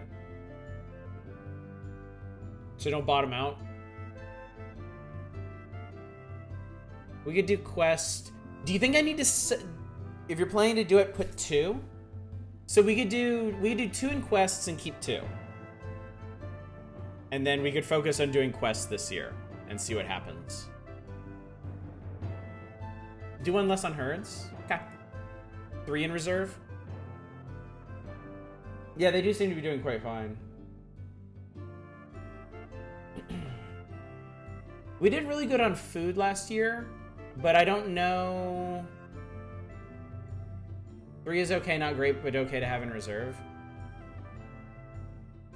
I'm just wondering what we're going to do about our goods reserve, because I used a bunch of goods for things, and we didn't recoup very much.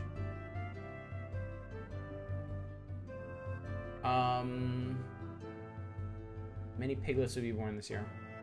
Dip into the cows a bit. Okay. All right, let's go with this then. We want goods, trade, or raid. Yeah. I think this will be okay. We'll have a better...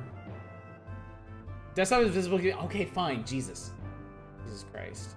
Trading can work. Sell pigs since you're getting more from those God Talker signs. Okay, hang on. We have a rather immediate request here. All right, what have you done? What is this?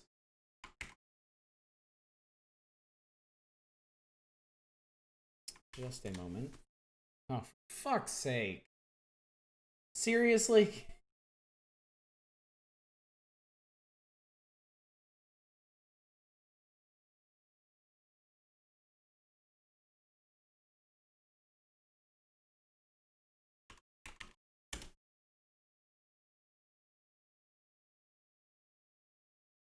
Hang on. Okay.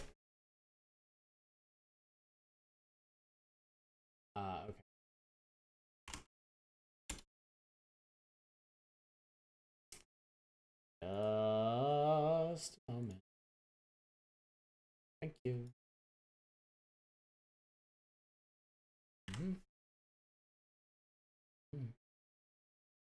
Chicken, chicken, chicken, chicken. Yep.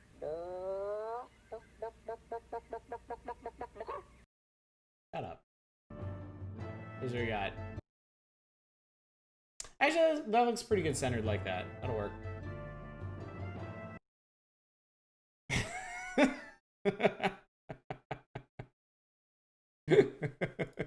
Justice for Harvey. Sell pigs, buy goods is how to set that up. Okay. Blues STV, dude, thank you so much for the raid. How's it going tonight? Oh, of course not. Ursa, of course not. No way. No way at all. Zesty raid! Hello, friends. What's going on? This is my first night attempting King of Dragon Pass. It's been an education, to be sure. What were y'all playing? What were y'all up to? What's up, Green Wolfie? What's up, Wired? Eldrish? Mosaic? Ursa definitely. They don't spoil it for Ursa. Oh, Banished? Oh my god, dude, I love Banished. That was, wow. That one really got me back into building games in a big way back when it came out. Cause I was always a SimCity kid. I loved SimCity when I was a kid, and then there was kind of a dry spell in there where I didn't play many building games, and then after I played Banished for a bit, I was like, oh my god. Seems like you've been here before. You got your channel points. Well, maybe you can cause some trouble with that. You tried Foundation. That's a more relaxed builder. Did that first tonight. I have not. I haven't picked it up yet. I think it's on my wish list, so I'll probably get around to it eventually. Yeah, there's a lot of really neat looking building games out there right now. So, I ended up going from Banished into the Anno series. Oh, thank you for the follow, Mosaic. Strangely enough, though, I started with the more futuristic Annos. Like, I started with Anno 2070, and I love that one. I love that one a lot. I went back and I played 1440, and I like that one too, but I think as I started with the future Annos, I got more attached to those. But yeah, I'm always looking for more building games. They're just so delightfully chill. And Binu actually says my name right the first time. It's just luck. It's purely luck. The channel regulars will tell you I mispronounce stuff all the time. I have not tried 1800 now. I would really very much like to. I could see myself liking 1800 a lot if it's got like the feel and aesthetics of something like 1440, but with some of the improvements that the future Annos had. Anno's always tempted you to seem more there's optimal way to build this, otherwise the game is hard. Well, they have really good difficulty levels for that. Like the ones that I played, if you play on easy, you can do whatever you want. Absolutely whatever you want. And then if you play on medium, you need a kind of a better grasp of mechanics. It's not really unless you play on hard that you need to seriously optimize like resource production, supply lines and stuff. So never be the same as Dragon Quest Builders 2 though. I don't remember, you pronounce mine Argentum or Argentum? Argentum. Ursa. I just call you Ursa. Ursa Argentum? I think Argentum is what I say. Oh, there you go. Play Dragon Quest Builders on the good old PlayStation. Yes, for anyone who's here and has channel points, I'm actually looking for nominations for my next Saturday game. We are right on the cusp of finishing Demon Souls. Hopefully we'll be done with it this Saturday. And then, yeah, I need to know what you guys want to see next. So if you're in a mind to nominate a PlayStation game, because I have this nice fatty launch PS3 here that can play PS1, 2, and 3 games. So if there's something on one of those systems that y'all would want to see, nominating it is the best way to make that happen. They canceled the new Settlers? Man, that sucks. The only Settlers I played is Paths to a Kingdom, and I really liked it. Like, I liked it a lot. Both are correct. Oh, shoot. Alright, I think I was gonna do a thing. And I don't remember what it was. I think I was gonna put a point in trade and maybe try trading too.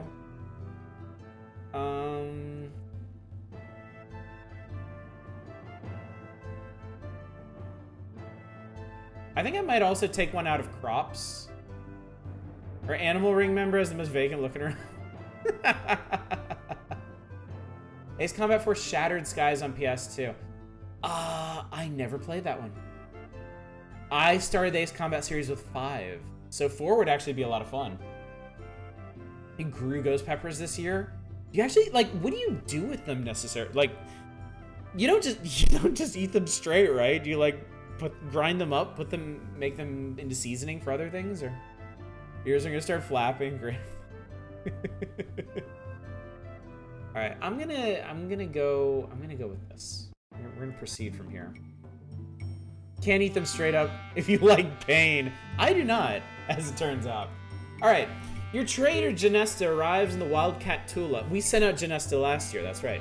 Their clan ring consults and says they might be willing to buy the Grey Net. They would also consider offering the awesome Elnix. They summarize its abilities. A truly amazing Elnix who brings in much game. You can get a cat for a net? That sounds like a good deal.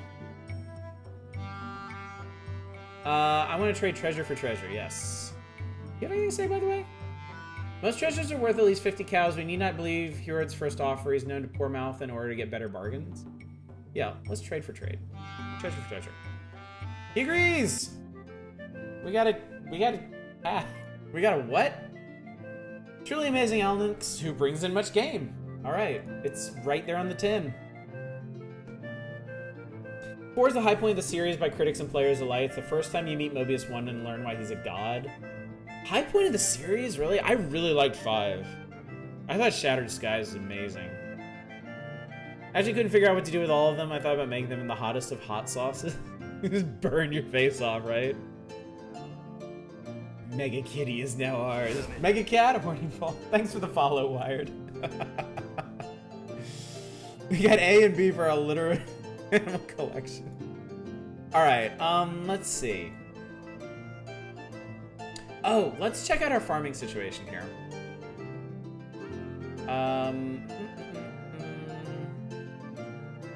Okay, so we're right there on cropland.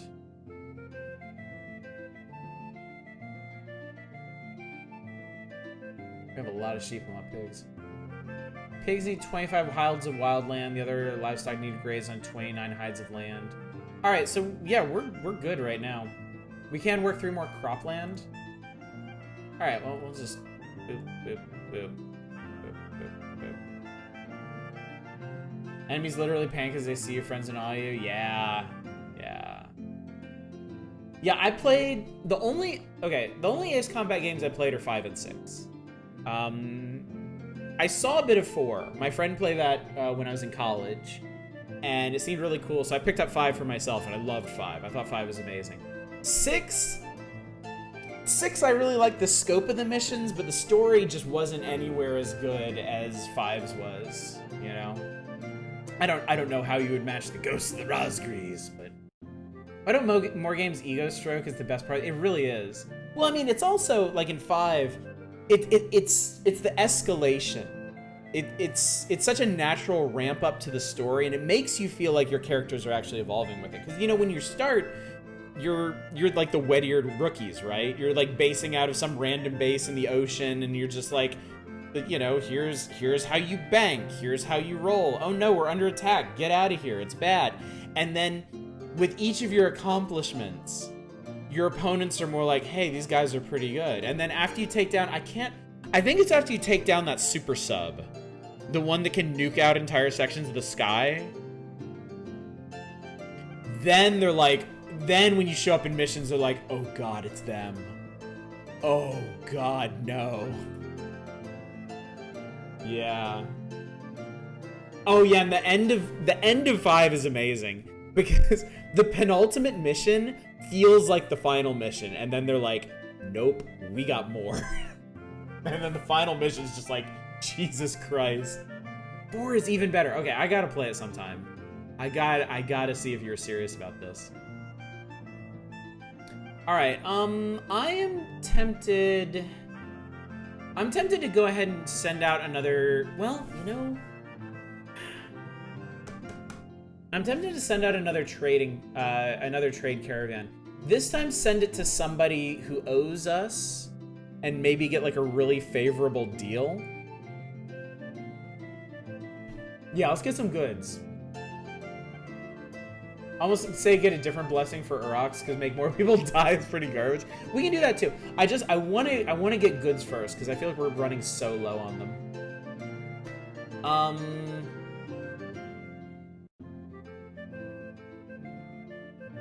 Interesting. It seems like none of our allies actually owe us.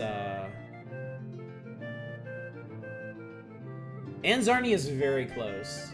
They have a collection of ancient texts too. Gray Fox have a large cattle herd. Reliance on rain. Pat Posh, thank you so much for the raid. Oh my god. It's party night tonight. What's up, Felix? Good to see you. Crab raid. Hello, hello. What were you playing tonight? What were you up to?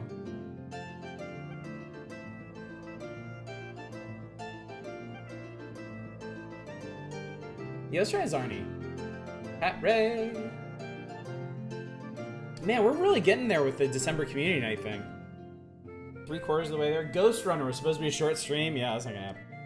Gonna head out for tonight. Got a guest tomorrow. Work later in the afternoon. Yep. Thank you. Thank you so much for coming by, Mosaic. It was a pleasure to see you. And for anybody curious about the schedule, we're gonna, for the foreseeable future, we're gonna be doing King of Dragon Pass Mondays and Wednesdays. Tuesdays and Thursdays are our chill nights. We'll be doing Spiritfarer. We're a fair. I didn't plan that. Ways into that game.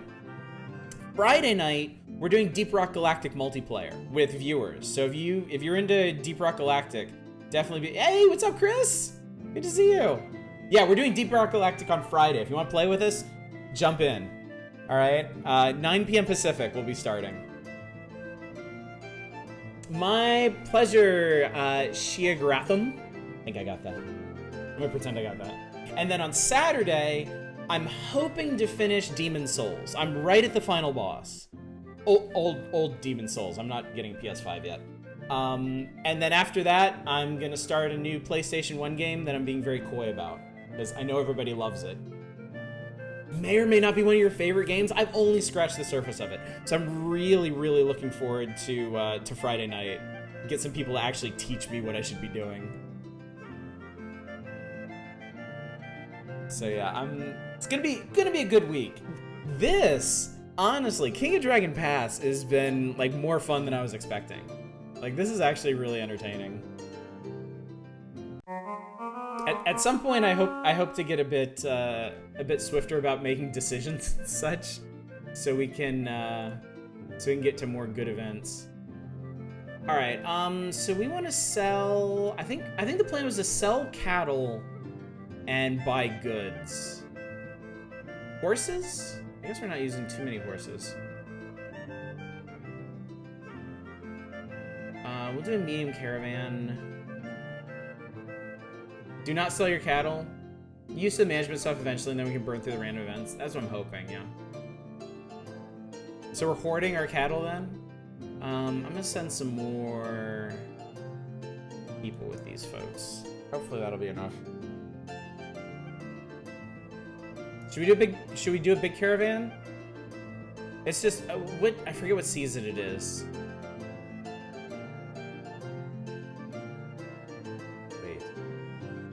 Wait. We're in sea season, yeah. Instead of buying goods, why not establish a route? I think we already have. Yeah, we already have a route with these people. We're actually going to visit one of our trading partners right now. Oh, you're saying establish a new route. Yeah, I wanna trade for goods in the short term. Maybe we'll establish a new route coming up. Hyped to hear what you think of your favorite game. Favorite game of all time is Ace Combat 4. Wow, felt so ahead of its time. They've always, like, I feel like they've always been really, like, they play arcadey, but they look and feel like really advanced simulators. Don't send too many footmen. All right, I will send more Thanes and less footmen, I think. Keep your footmen at home.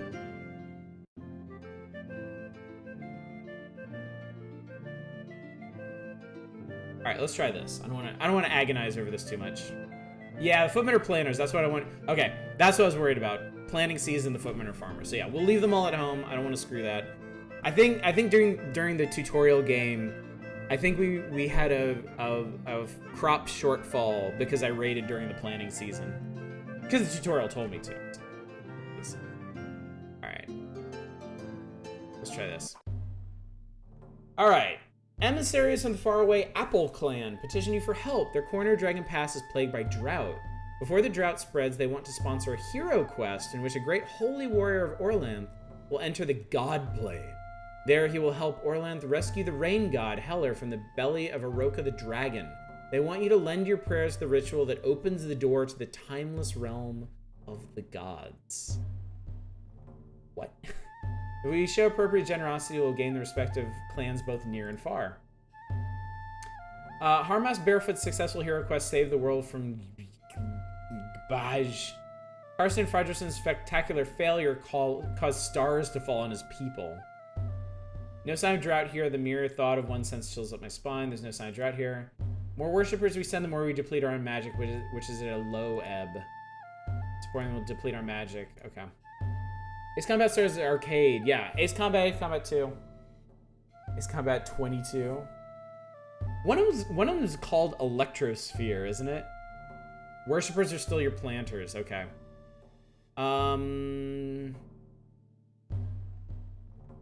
Marlessa wants us to send everybody. Orkala wants us to decline.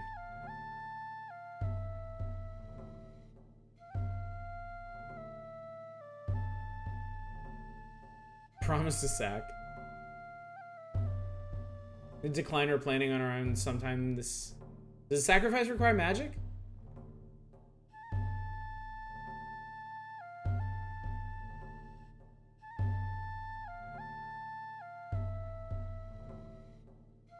Dragon involved in the hero quest? Oh yeah, rescuing from the belly of the dragon. Okay.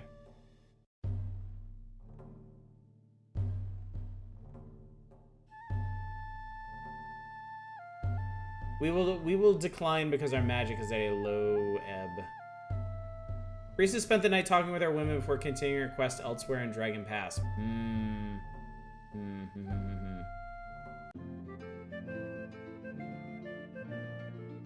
Curious. Alright. So they're out. Alright, Alright, I think we just want to pass the sea season, right? And then after the sea season, maybe that would be the time to spin up a quest. I don't want to send a whole lot of people places. Exploring your tool takes no time? Oh, okay. Alright, Sheergratham, thank you so much for coming out. It was, the panda says hi. I say hi to the panda. Alright, we'll explore the new lands. Sounds good.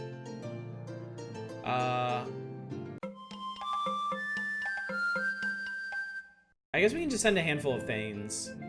And then Ingana's the good one, right? Yes.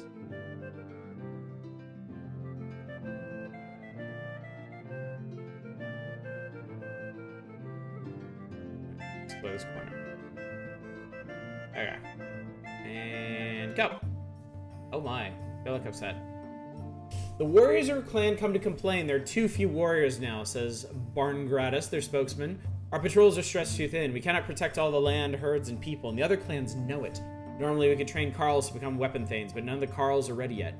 We have to go outside the clan. Unless you find more warriors quickly, one of our foes will surely attack this.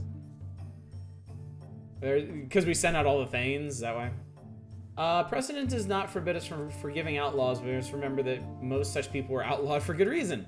Won't take much to make the weapon thanes happy, but ignoring them would be very bad. Carls are not worried about the lack of warriors. Go among the other clans and find warriors who already have their own horses. The rest of you should decide, I don't care. More time we spend looking, the better candidates we'll find. Send Insterid on mission to find the best warriors available. Insterid.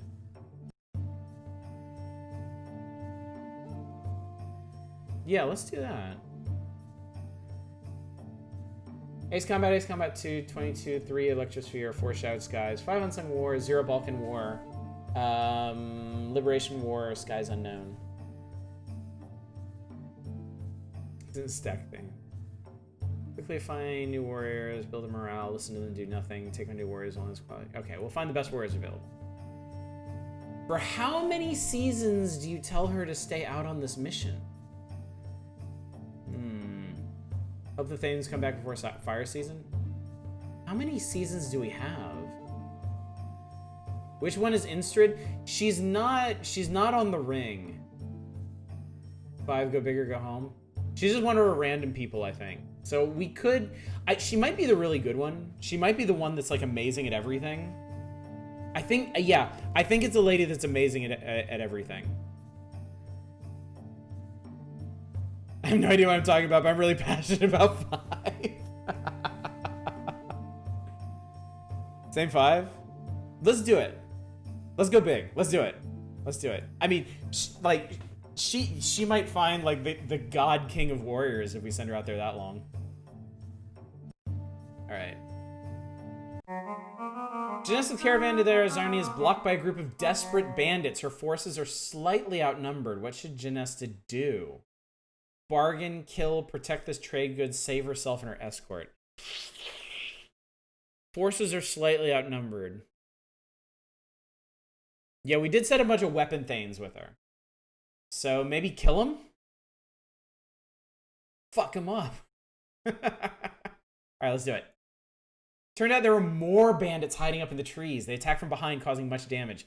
Janessa took a wound, as did many of her escort. They managed to return with the caravan intact. Okay.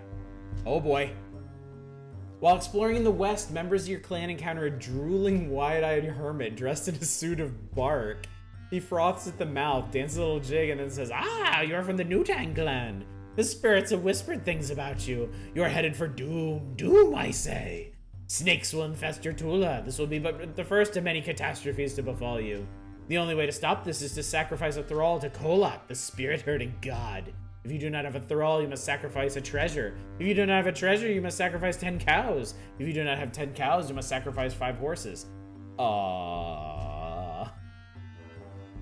Kolat is Orlan's brother, the god of winds, the master of spirits. He is not a god we normally worship. We must do as the Barkman says. Don't sacrifice cows. We can afford to sacrifice 5 horses. Kolat is a distant god. Treasure is much more valuable than the other things Kolat wants from us. Don't sacrifice horses. Don't sacrifice cows, you fucking idiot, is what she means.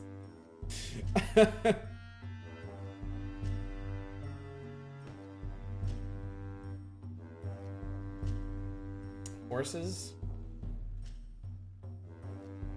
This glue factory. Jesus Christ. Alright, the horses. The God Talkers could not... Okay, magic plus... We got magic out of that. Magic +1. Horses -5. God Talkers could not say whether Kolat had received our sacrifice because Orlan's brother is not one of the gods we usually worship, and they did not know what signs to look for. Okay. I'm going to assume we did good. The sign was giving magic, so it's good. Alright. Alright.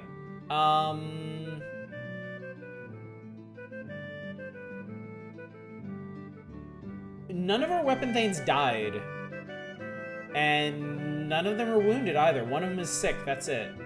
Oh, I guess the noble is the lady we sent. What are the gods you have on the ring again? I have no idea. I have absolutely no idea. Because I don't know what these... Okay. We got Ernalda, Yermal, Oralda, Orlanth, Chalana Roy, Isseries, and Vinga. That's who we got. Don't bother me, I'm too unwell to think about anything. Sorry. Ronaldo, Ramal, Uralda, Orlanth, Chalana Roy, Isseries, Vinga. Yep. That's who we got. We got goods from somewhere. We're at 68 goods at the moment. We have 4 magic. Okay, is fire season a good time to do quests, or are we still planting? That was the caravan?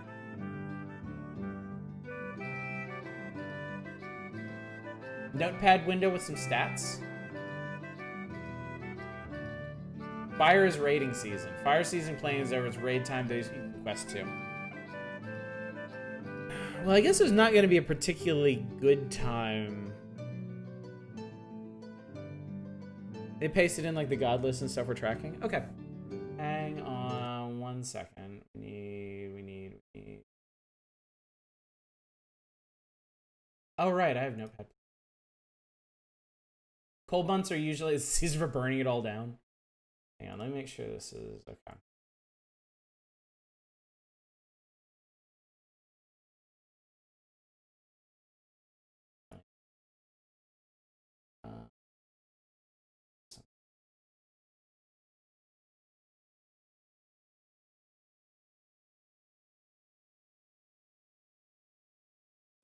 Hang on 1 sec. Did not organize very well. Well,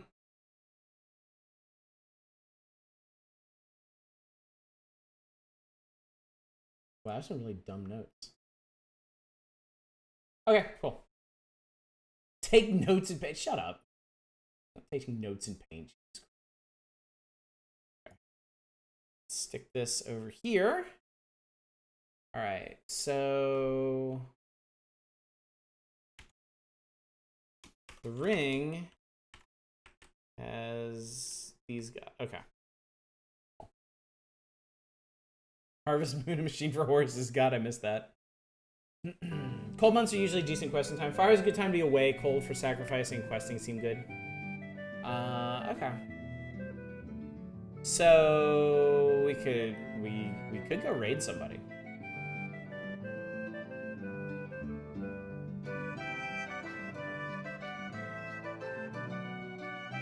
$19 things is pretty good.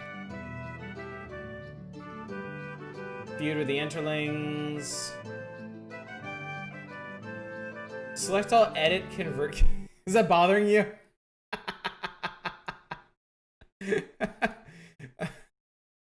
Convert to? Convert case to. Oh my god, I didn't even know that was a thing in there. Alright, do you feel better now? Do you feel better?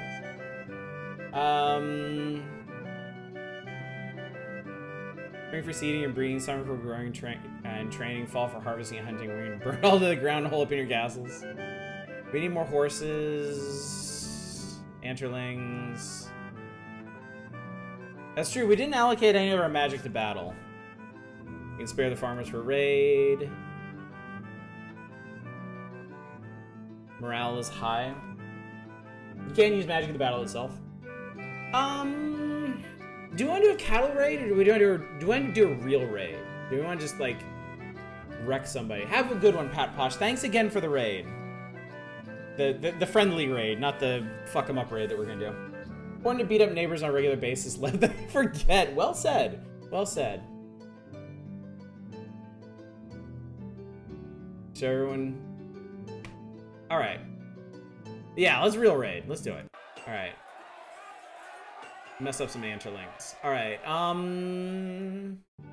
we have a bunch of weapon things.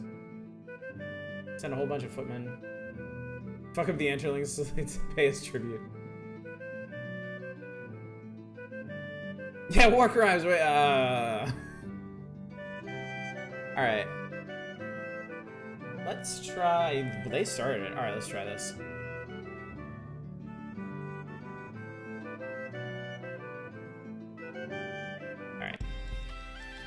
Alright, we're spotted by the Anterling patrols and our 15 weapon thanes, and 150 footmen are facing 15 weapon thanes And 134 spearmen. Alright. You got skirmish bonus blessing for Island. I did, so we should probably switch tactics to skirmish then, right?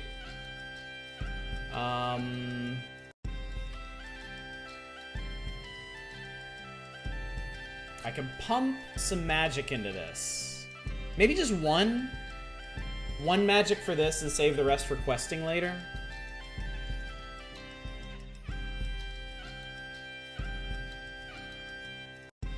You guys have opinions about our magical preparations? One to Humacht.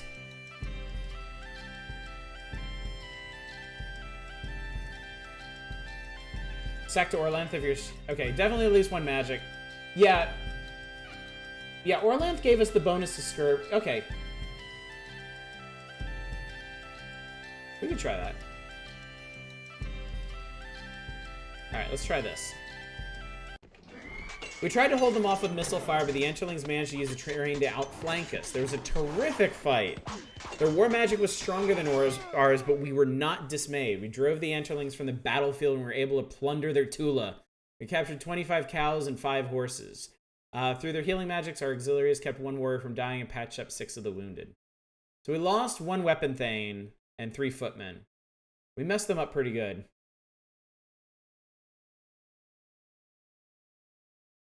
Geneva Commensurate, what? I don't listen. Not bad. Not bad.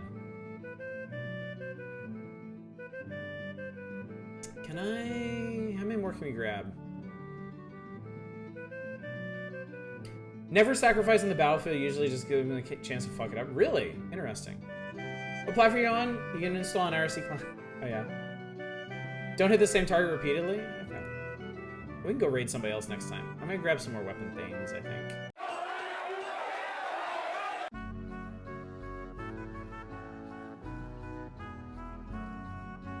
Alright, we're still doing good. Did you get owned? No, we won.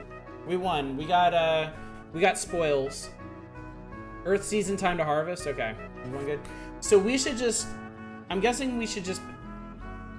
How often do you guys just pass seasons? Like, do you do stuff every season, or do you pass some? We still need more treasures.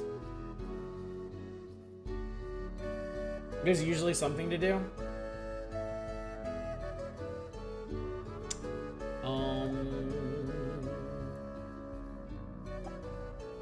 So let's have some more mysteries. Oh, that's true. We haven't done any sacrifices lately. Build a shrine.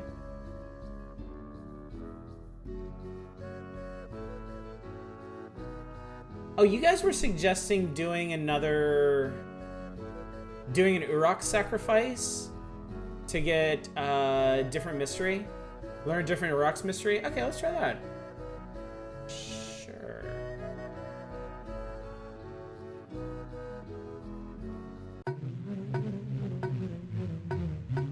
So you have to do this before you can.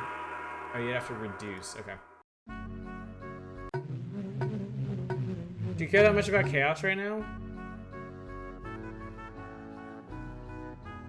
Oh, is that what they do? Oh, okay, that's what he does. Always care about chaos?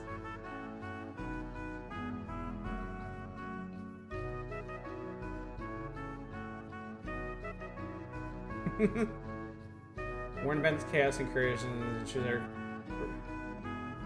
Lankor Muhi.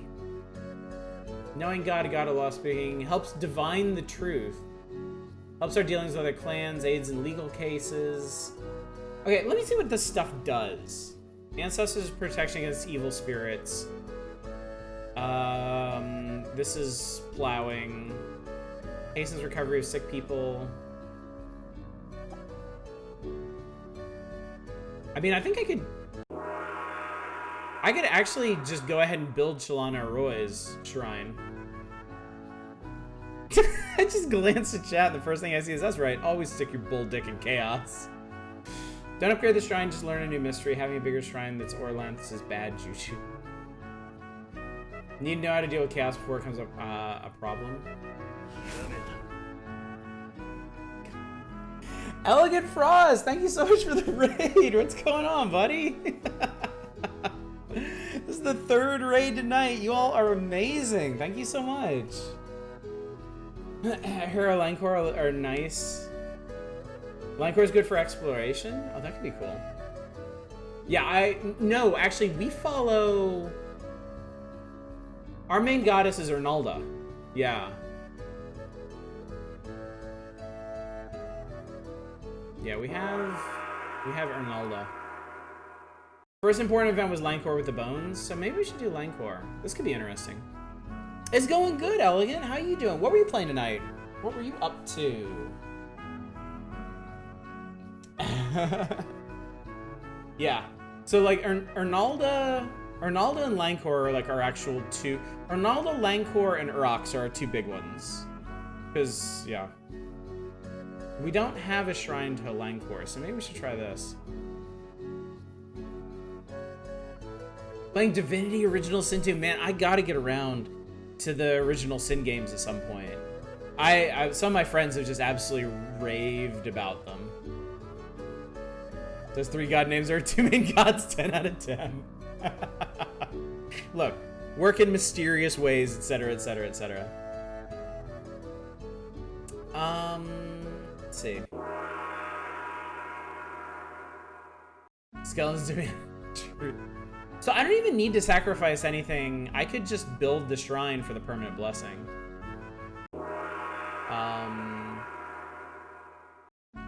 Right? Okay, yeah, let's build this one. Let's do it. Boop. Oh, a thing happened. Goddess Malia proof that Obama was a Dragon Pass player back in the day.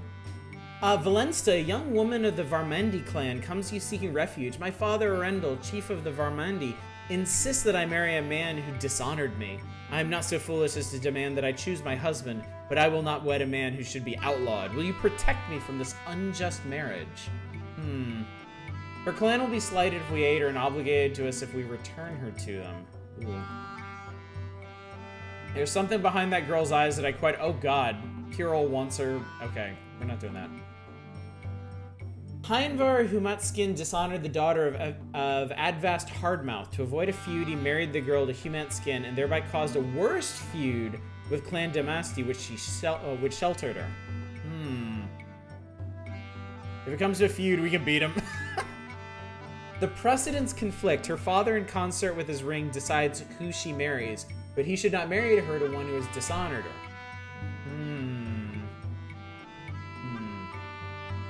If our Mindy clan is prosperous, it would be bad to jeopardize our chances of trading with them. Comes with a feud, we can beat him. Sounds like not our problem. Sounds like send her on her way.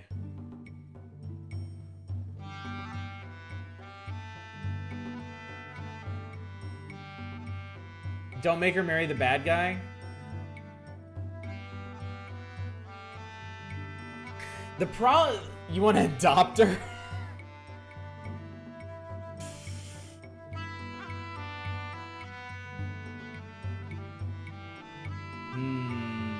Just kill all the men to cover the bases. Legally, you can't pick her husband if he's not her dad anymore. Send her back, we give her a sharp knife, take with her. Sounds like it'll cause issues and mess up our relations, but we can kick her teeth in. Yeah. I've noticed like our war speakers are not, they're not telling us what to do, but they're like, we can take him. How are we with the Varmandi? We're allied with the Varmandi though.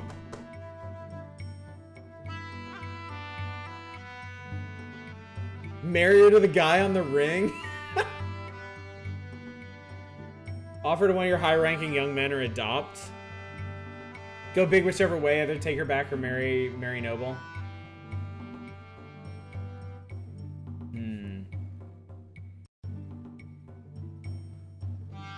Let's try adopting her.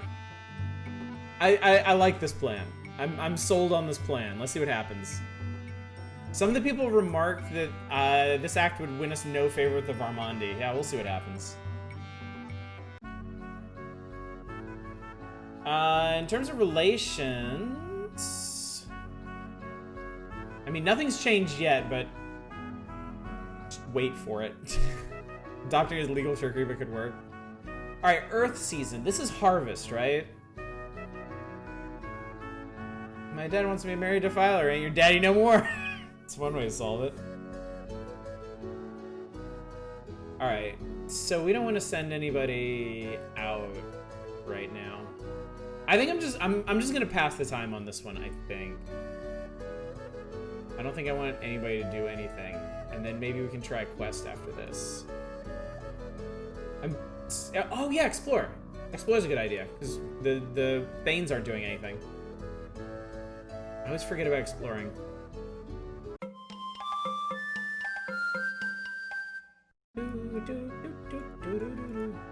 Let's explore there.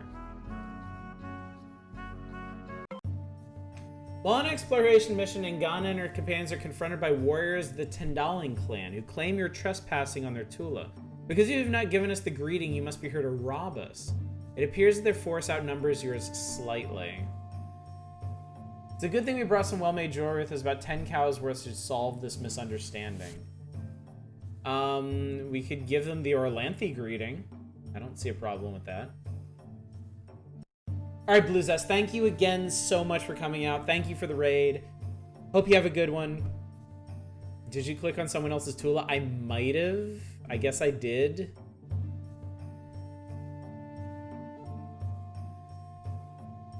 Let's say hi. The Tendaling patrol accepted Ngana's apology and responded to the greeting. They allowed her mission to continue. Okay, cool. No harm, no foul. After a chilly reception, I thought it best to just explore the boundary of the Tendaling Tula. We discovered 12 cows worth of brass coins from the Sun Empire. Since it was in their wildlands, we brought our find back. Ooh, this year's... No. This year's harvest was a bad one. Luckily, we should still have enough to feed everyone the coming year. Oh, it's the Varmandi! Jenston, a Thane of the Varmandi, comes to make a legal claim against us. He demands the return of Valensta, a young woman from his clan you've given refuge to. Oh boy. They were once well disposed towards us. We must find a peaceful solution to this problem. We'll arm wrestle you. That's our peaceful solution to everything. Varmandi enjoying the opportunity to take offense. In times of the Vinca, the Idlevings and the Kikutlings went to war over a woman. She turned out to be a troublemaker, wished them both ill.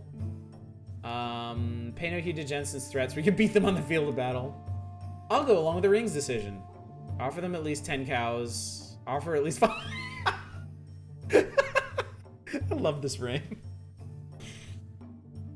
All right, yeah. We will negotiate compensation. Compensation will keep everyone happy. I'm in agreement. They can have 10. After many hours of hard bargaining, the least they will accept in compensation is 11 cows of goods. All right, sure. You can we'll throw one on top. It's fine. They bargained well, and we ended up paying them more than we wanted to. What's up, Cornuto? How's it going, buddy? Look, we're finally playing King of Dragon Pass. At last. We did just get 12 from exploring, yeah. All right, it's the dark season. All right, it's time. All right, all right. Which quest should we try? Ernalda feeds the tribe, the making of the Storm Tribe, or Orlanth and Aroka? I have no idea how this works. Which one do we know the most of? I feel like not Storm Tribe. I thought that one came up twice. Storm Tribe sounds like Orox. Yeah, I think we were doing sacrifices. I think it came twice. It's a long choose your own adventure thing where bad things happen, you fuck up. Good. This will be fun. Can we look at the lore tab? Sure. All right. Yeah, we have 2 pips for the making of the Storm Tribe, so I think we know more about this one than the other ones. Oh god, there's a Thundercat in it. Alright, short version. Ronaldo urges Orlanth, who is jealous of the Emperor and his fire tribe, to make a tribe to rival theirs. Orlanth overcomes various tests to convince rival clans to join together, and the Storm Tribe is born. Oh boy. When Orland's man... Okay. Settle in, folks. It's story time. When Orland's marriage to Arnalda was new, he spent much time enjoying the sweet secrets of his bride. But at length he grew restless and began to think again of his enemy, the Emperor, who had shamed him and deprived him of his rightful influence in the world. Blue text is stuff you don't normally get. Arnalda saw that he was turbulent inside and said to him, "You will never beat the Emperor by yourself, for when you fight the Emperor, you also fight his tribe, the Fire Tribe. If you really want something to rival what the Emperor has, you must make a new thing, like the Fire Tribe, but better." Arnalda's words troubled Orlanth, and he walked the world and let them rattle around inside of him. The doubting wheel rolled towards him and said that Orlanth should not make a tribe. If you put yourself above all others, you will be just as bad as the Emperor. You will take freedom from the people and make unjust decrees. People will expect you to tell them what to do, and in so doing, they will steal your own freedom, which is the thing you value most. Orlanth captured the doubting wheel in a great net and took it home to Arnalda, who cooked it up in a suit until it was small and silver. "It's nothing to be afraid of now," she said. "Take it and use it to make the tribe I told you about." So Orlanth wandered again until he found his brother Yinkin, who was chief of the Cat Clan. Yinkin said, my clan is badly pressed by the Plant Tribe, which fights us for our hunting ground." So Orlanth found rustling veins in the sharp green and bested them. He gave the small silver thing to Yinkin and said, "Now you must join my Storm Tribe." Yinkin agreed to make the Cat Clan part of the Storm Tribe, so long as this new tribe had a way of remembering its good laws. So Orlanth searched for some good laws and found the Knowing God, who was head of the Marks on Bark clan. The Knowing God was trapped inside a great cube. He said the Stone Tribe had put him in there because he tried to make new knowledge about them, and the Stone Tribe hated new things. Orlanth ruined the cube by creating a new poem, which confused it so that it fell apart. Orlanth gave the Knowing God one of Yinkin's old claws and said, "Now you must join my Storm Tribe and help us remember our good laws." The Knowing God agreed to make Marks on Bark clan part of the Storm Tribe, so long as this new tribe had fierce warriors. This one's part of the win requirements? Really? All right then. Interesting. Okay. So what else do I have? Orlanth and Aroka. Drought strikes the land, so Orlanth seeks out Aroka, a dragon summoned by the watery Blue Tribe. Orlanth slays Aroka, releasing the rain god Heller from the dragon's belly. Heller then ends the drought. Wait, isn't this what that other clan was doing? I feel like the other clan was doing this and then wanted us to... Okay, so we don't want to do this because we love dragons. So what was it? What was the last one? Arnalda feeds the tribe? Was that the last one we had? Arnalda feeds the tribe. All right, no whammies. No whammies, no, nope. The tribe was going hungry because Arnalda's children were missing. She traveled beneath the earth and rescued her children for the dread goddesses of the underworld. Yeesh.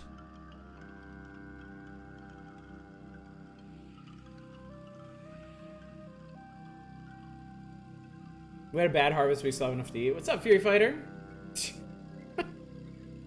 You and your collection.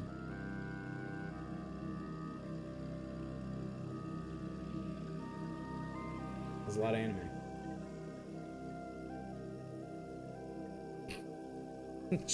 Choices were made.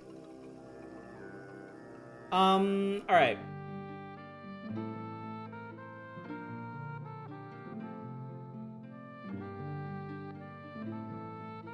All from the same channel? Somebody has a type. Alright, what do you think? Arnalda feeds the tribe or the making the Storm Tribe? What shall we do?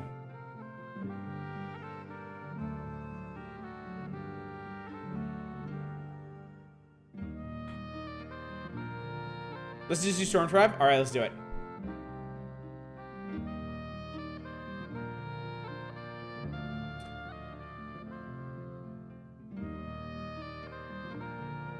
Oh, there's a whole list of them.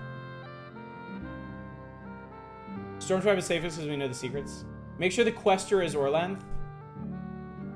Okay. So that's gonna be the Enderos.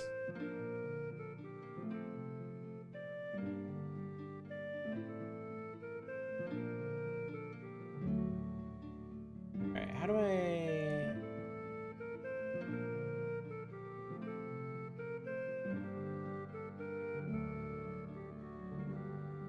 We didn't finish it right?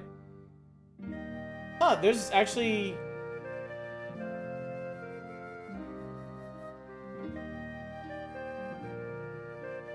Oh, here we go. Here we go. Okay.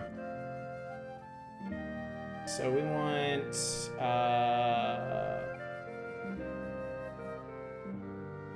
Yeah, we didn't finish reading the lore tab. Any Orlanth worshipper. We could set the guy from the ring. We need the info for the from the COA. I says help. Okay, hang on a sec. Can I actually?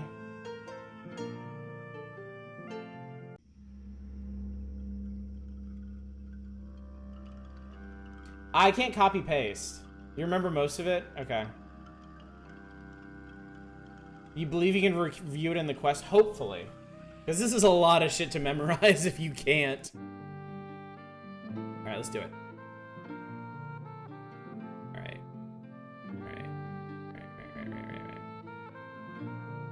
Right. Our combat guy, right? This guy. Alright. Alright, we begin. The people have gathered the magic to help propel Enderos into the realm of gods. In this quest, Orlanth founds the Storm Tribe by gathering together his kin and allies. What benefit do you seek from this hero quest?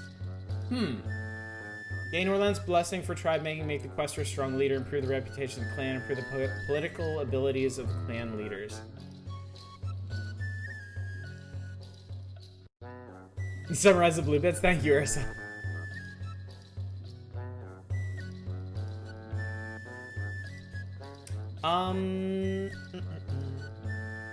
Do the first, get it out of the way. Okay. Alright, Enderos enters the realm of gods, where he begins to feel the restlessness of Orlanth, because the Emperor is strong and denies Orlanth's proper place in the world. Arnalda tells Enderos that the Emperor's advantage over Orlanth is his tribe. If he is to challenge the Emperor, Enderos must also make a tribe.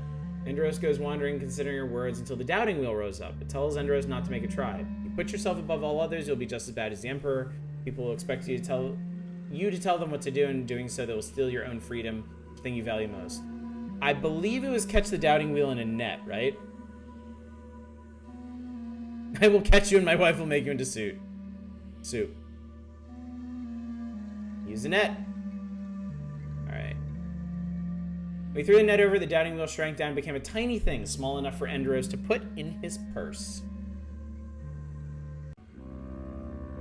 So Enderos wanders again until he finds Yinkin, who is head of the Cat Clan. Yinkin says, "My clan is badly pressed by the Plant Tribe, which fights us for a hunting ground. If you fight them and beat them, I will join your tribe."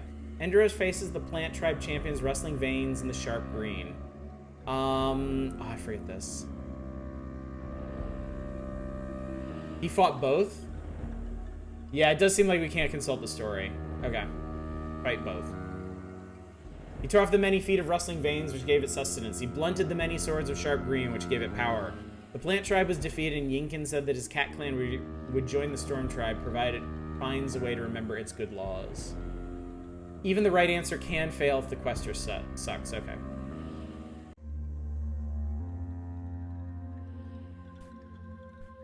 There is a hint button, but if I was doing this by myself, I probably would have just screenshotted the story and put it on my other monitor so I could read over it. Enderos finds the Knowing God, who is head of the Marks on Bark clan. The Knowing God is trapped inside a great cube. He says the Stone Tribe imprisoned him because he tried to make new knowledge about them. The Stone Tribe hates new things. It was the poem, right? Recite a poem to the cube. It's also fun to fail the quest or twist the myths anyway, so just trying to remember is more fun. I think it was the poem.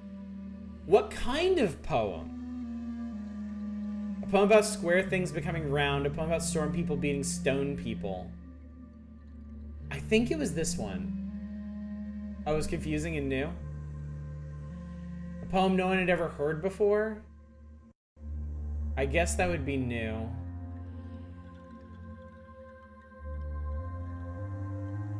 The poem caused the cube to crumble and the Knowing God was free. The Knowing God agreed to make the Marks on Bark clan part of the Storm Tribe, so long as his new tribe had fierce warriors. Enderos finds his unruly, violent brother Vadris, who heads to the There's a hurt everything clan. I think trying to remember is probably what they intended, more fun anyway. The problem is I didn't read the whole story because we were like, oh, we shouldn't do this. And so I didn't actually go back and read the rest of it. If I had read the rest of it, I would be fine just trying to remember. But now we're in uncharted territory. Yeah, so. There was a lot of uncertainty whether or not we'd actually be able to check the story while we were doing this. So. This one you don't remember? Alright, we'll use the hint button on this. So. I fully expected to be able to go back and be able to review the story that I have, so. Vadris wants to go and fight Yinkin's cat clan. Yinkin scratched me and some of my essence leaked onto the ground. I can't allow attacks to go unavenged, so Yinkin must suffer my wrath.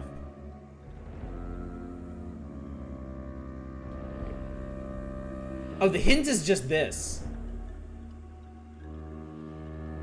I was pretty sure you couldn't let you wander into that trap. Thank you, Peach.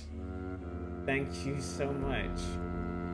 Vadris accepted the challenge. They arm wrestled and Enderos won. You have bested me, so I'm obliged to do as you wish. Vadris said, I will seek a foe other than Yinkin and may even attend this confederation moot of yours, so long as that accursed cat is not among the chieftains there. Enderos keeps collecting clans for the new tribe. Sometimes the chieftains of these clans make unreasonable requests. They make contradictory demands. Isseries will only join if Heralda does, and Heralda will only join if Ezra does, but Ezra will join only if Isseries is kept out. Enderos tells them all what they want to hear, so when it comes time for a confederation moot, and they realize that he cannot please them all, the chieftains start to fight and blame Enderos. Let's just punch them all. Brain Tickles says, wait for Regalia. What Peach said, fight, fight, fight, wait. Think Regalia?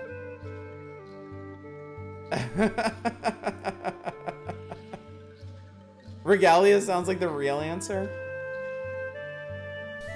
But punching might also work. Submit. Wait till you see our awesome uniform. Let's try Regalia.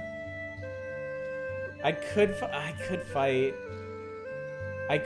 He's our ward. Let's fight. Let's do it.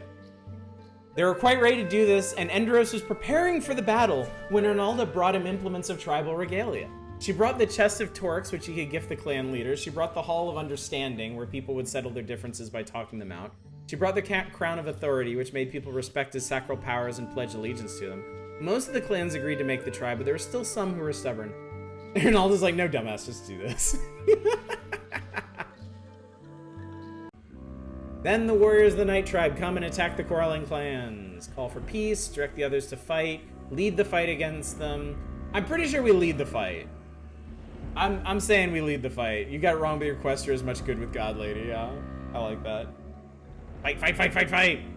Everyone banded together to fight these hungry enemies. They saw the Night Warriors could have destroyed any one clan, but could not destroy all of the clans massed together. The last of the troublemakers settled down and named Enderos their king, and so Enderos made the Storm Ring to govern the new tribe. Enderos returns to the land of Mort. Wow, that's a lot of magic. Holy shit, that was a lot of magic. Enderos returns to the land of mortals with quest a successful one. The God Talkers said that our next attempt to make a tribe would benefit from the favor of Orland. Sweet! We done did it! Thank you. Thank you. Thank you. And we didn't even do it perfectly. It was great. So we have 15 magic now. Does magic carry over? Does magic carry over to the next season? Or to the next year? Oh, good. Oh, damn. Oh, shit. All the magic. I think that I tried that one without knowing anything the first time and ended up dying in a cave. Won't help as much with the other hero quest, but that's a good tutorial. Yeah, now I have an idea of what to expect. So now I know that we want to learn as much as we can about these quests before attempting them. They're extremely choose your own adventure without insta-fail. It's cool. It's really cool, honestly.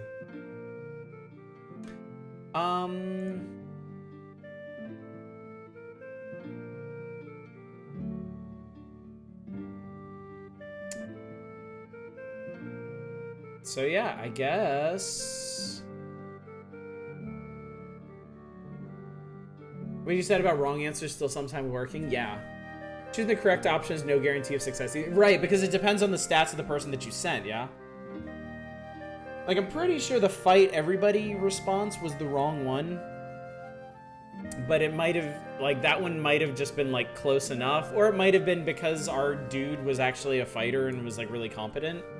Maybe he was able to distract them long enough. Your dude is bad at doing that thing. Could be easier to go off script. That's cool. Fine, because we're strong and Ronaldo's our lady. 794 people really count as a clan. Yes. That's a lot of dudes. I played games where like 20 people's a clan. One part in a quest where the kin god of Drought's attacks, you have to weather his blows. One LP chose to fight him, which has so far been known as You Die Moron. He won. That's really cool. That is really, really, really cool.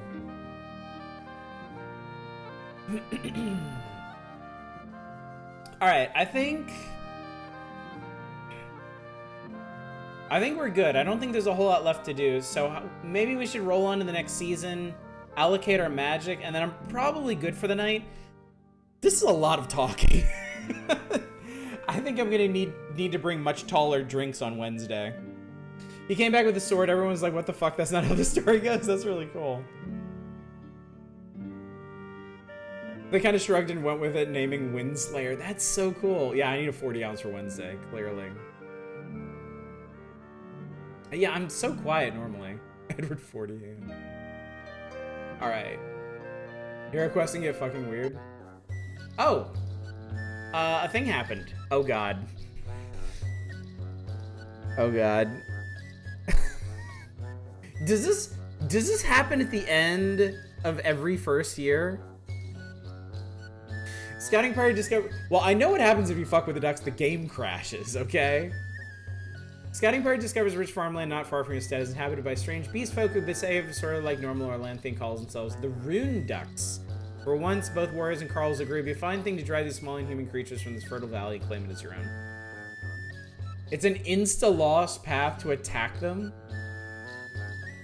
Yeah, we'll be nice. If we don't attack them, someone else.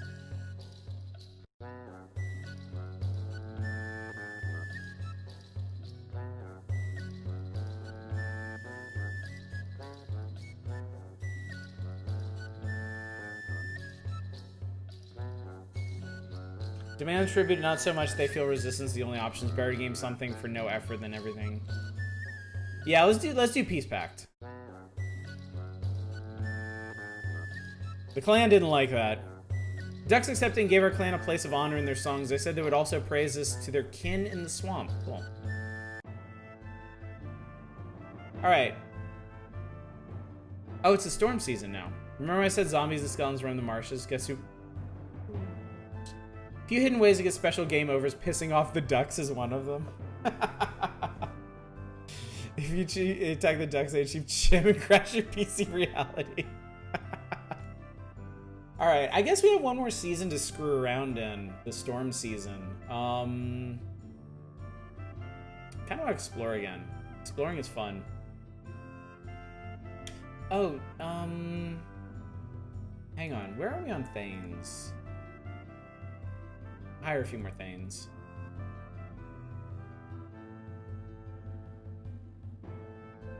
One of the ring warned you they're like elder critters. One of them, like one of the Thane, I think it's either our war speaker or our law speaker is always, both times was like many commanders have been laid low by enemies they underestimated, so. It seems like that's the game teaching you that like your ring or your popular opinion is not always going to be the way to go. Oh. While foraging for berries in the bush, women in the clan encounter a talking fox. In halting trade talk, it is said that in exchange for 24 cows, it would bring us much luck. Any number of cows other than 24 would be unlucky. It tells the women will be waiting for them the next day when they have talked to the other two legs. Holy shit.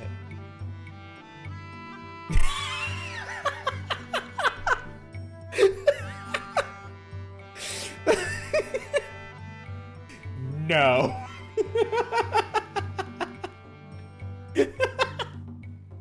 Marlesta is like my favorite character in this game. She's so good.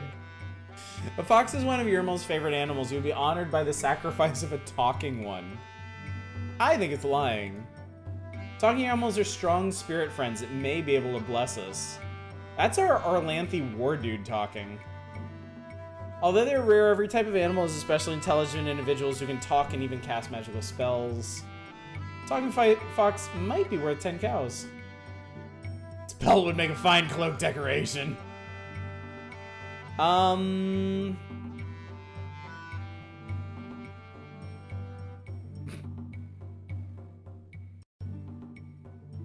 Yeah, everywhere. Like we're going all different directions on this.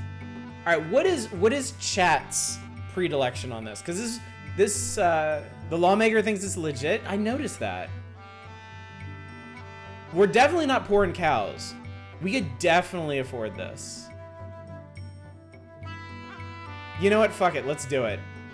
We'll agree to the deal. The fox said we would soon notice luck showering upon us. Then it drove the cattle into the forest. People saw no change in luck and began to say we'd given away cows for nothing.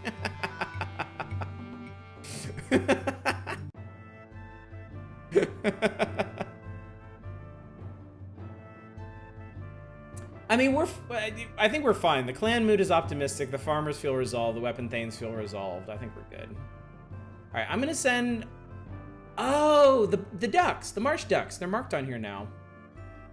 I assumed it was like mafia-style insurance. Let's do another quick little exploration. Send a couple thanes, and we will make sure we're in our territory this time. In Ghana's exploration in the northwest is attacked by a group of desperate outlaws. Our forces are slightly outnumbered. What should Ngana do? The marker starts near. Oh, so I don't even need to move it. Okay. We sent 5. Yeah, kill. Outlaws were no match for our warriors, and Ghana chopped down several, and our escorts scattered the rest. The party continued their exploration. Oh, we got a treasure! The party we sent to the northwest found an unusual piece of flint. They thought it might be special, so they brought it back. They were right, as I've recently learned. It's a splinter rock. We use it at the start of a battle to improve our effectiveness of our combat magic. Man, she rules! I love her. Alright. So we're gonna set this up, and then that'll be it for tonight. We'll pick up with 1331 on Wednesday. A lot less annoying than the male Azuri's fan too. Yeah, seriously, dude. Our luck is that we somehow avoided attack by a group of 30 talking foxes hiding down the path. Alright, our god talkers predict a more or less normal harvest. A kingdom in the far northwest figured in their visions. They said we should make a trip there. A kingdom to the far northwest. Interesting. The rune ducks also appeared on the map directly north of your thing. Okay, I'll check that, actually, before we stop tonight. We have so much fucking magic, dude.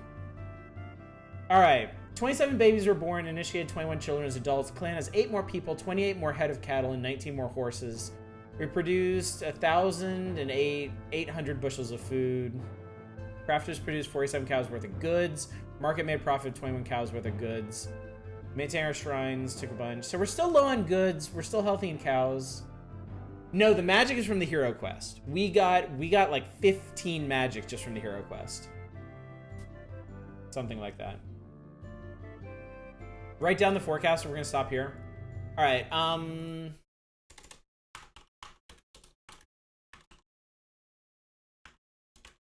Cast more or less normal harvest. Kingdom. Travel to kingdom far to the northwest. There we go.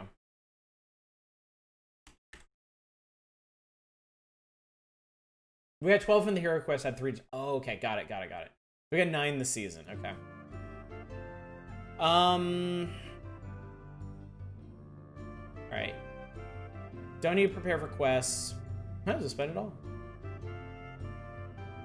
Mysteries definitely.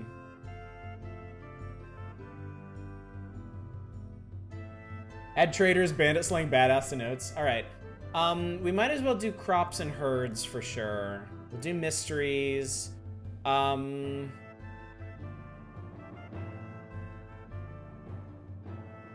might as well do everything but quests, right? Just go all in. Because that leaves us... I mean, we could war. Probably don't need health.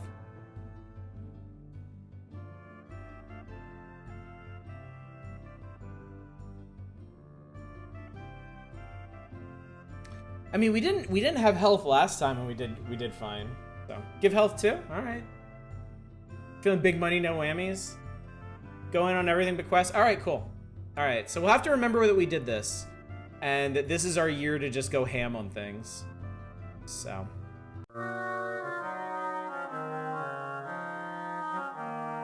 I've been waiting and watching for some sign, but it's pretty clear that our clan magic is not much stronger and our luck has not changed for the better. We were tricked by that talking fox.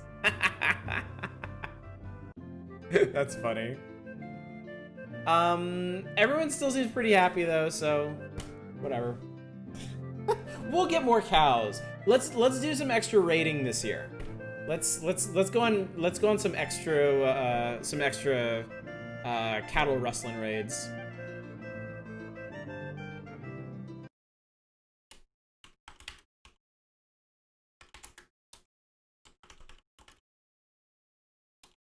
Went ham on magic, everything except quests.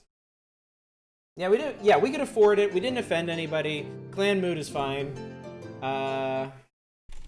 Can't trust foxes. Sacrifice.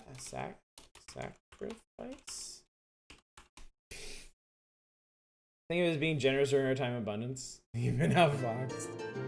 Yeah. Let's take a look at the map real quick. So, okay, so yeah.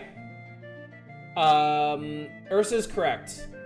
Yeah, note the rune ducks appeared north of your hold, and the marsh ducks were told you were nice.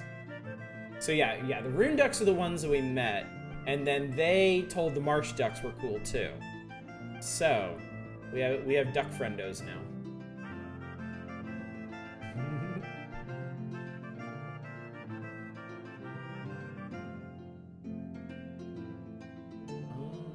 So tribes show up as regions. So there's a Polymar tribe. Interesting. Make a trade route with the rune ducks. We should do that. Let me make a note of that.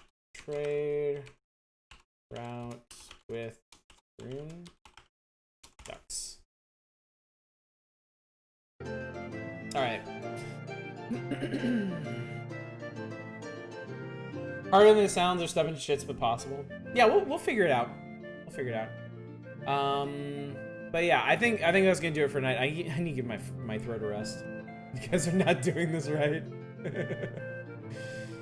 All right. Main menu. Yes. Gotta highlight the good message. All right. This game is cool. This game is even more cool than I was expecting. Like I was expecting like a big sort of visual novel sort of thing with a bunch of choices and stuff. I didn't expect it to have this much management to it. It's pretty neat. It's honestly pretty neat. And actually, before we end for tonight, I want to show you something that this reminds me of actually that you guys might not be aware. That you guys might not be. What are you doing? What are you people doing?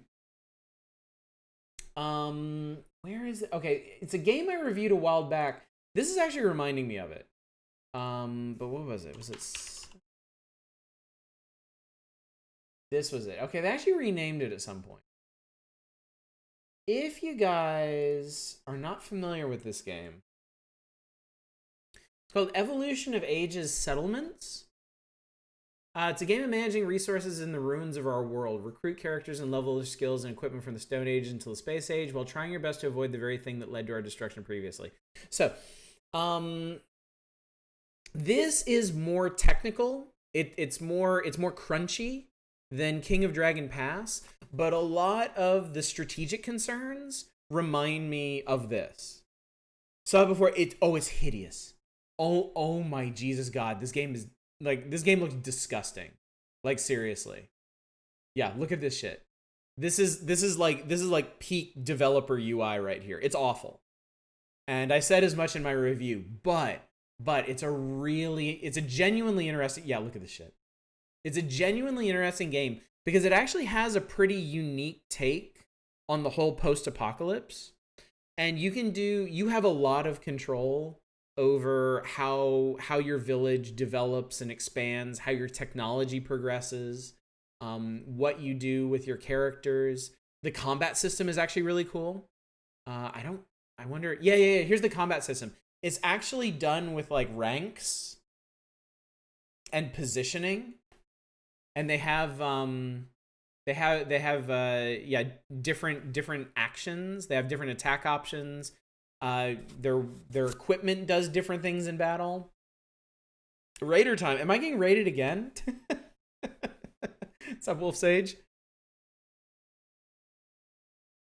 Don't forget Cogmind. Apparently, developer streams them. Yeah, I follow Kizrati on Twitch, and I try to tune in whenever they're streaming Cogmind. I've learned a lot from their streams.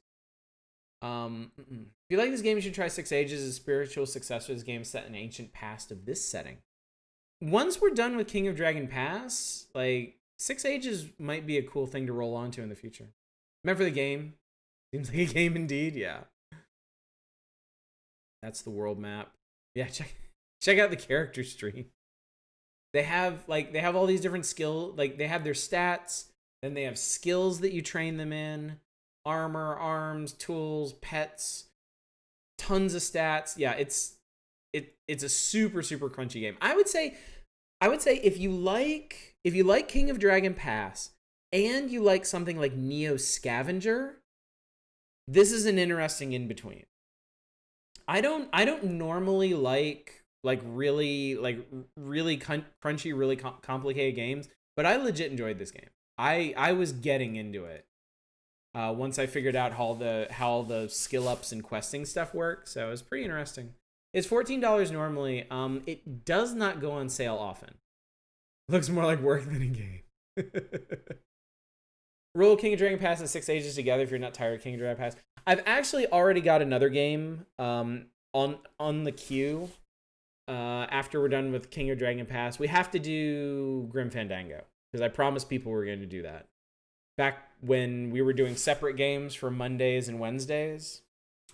But now that Wednesday games are gone, I'm tacking Grim Fandango onto the end of this. So, need open world RPG recommendations more than Number Crunchy. You got any of those? Open world RPG?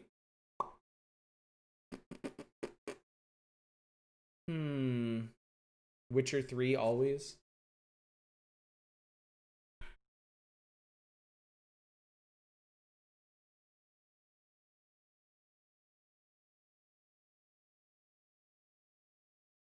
I mean, I know you're into Cogmind. Caves of Cud would be a very obvious pick. Eldresh, thank you so much for the follow.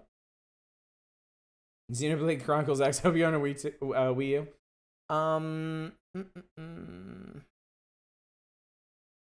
Open world RPG. There's an interesting one. I don't know how many of y'all are familiar with this one. Called Smoke and Sacrifice. I think this was in last week's week longs. Or no. 2 weeks ago. These were in the week longs 2 weeks ago. This is kind of like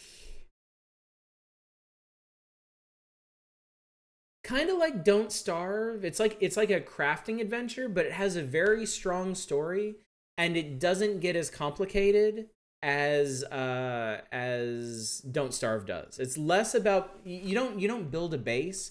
You go questing across this weird subterranean world and learn how everything works, learn where different resources come from, learn about the history of the world, and learn about the very strange politics of this realm.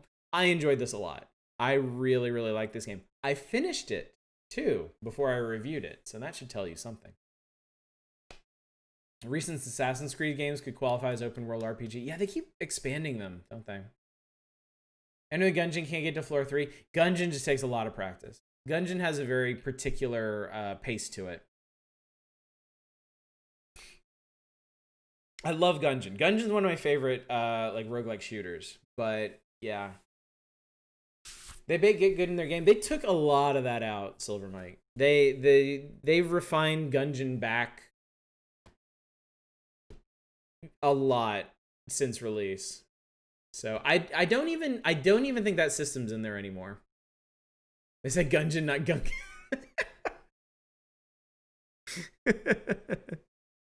You suck at all roguelikes? I mean, it's just the thing about most roguelikes is just learning conduct.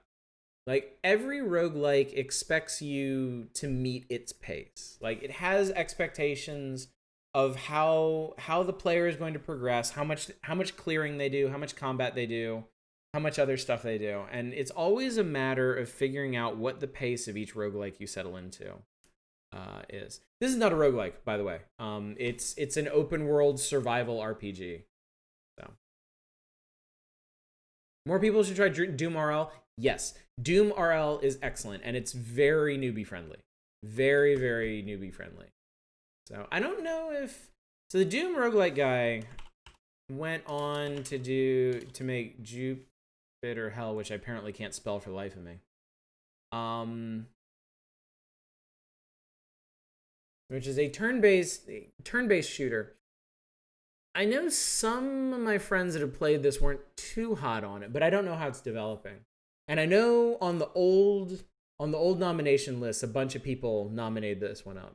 So, by the way, make sure you are nominating games for our next Saturday game. After we finish Demon Souls and the surprise game I have planned, we're gonna roll on to whatever's the most popular. And I think right now, Eco is leading, actually, which is something that never showed up on our old nominations. So if there's something from the old list that you guys really want to see more than Eco, I would strongly suggest nominating that up, because it'll have a pretty good chance of getting in.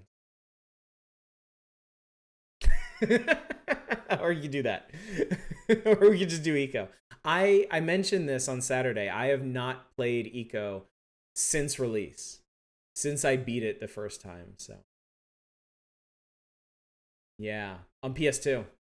It's looking increasingly like that's just going to be our next retro game. Cogmans will let you do whatever. Your first instinct in being shot is salvo back, which isn't always great. Yeah, it depends on what you're fighting. Seriously. Mainly played hundreds of hours of the Doom RL Arsenal and Monster Stuff mod pack for Doom 2. Jupiter Hell is still very early access, has some good ideas. Nominated Initial D, no one back me up on wanting the Drifto King.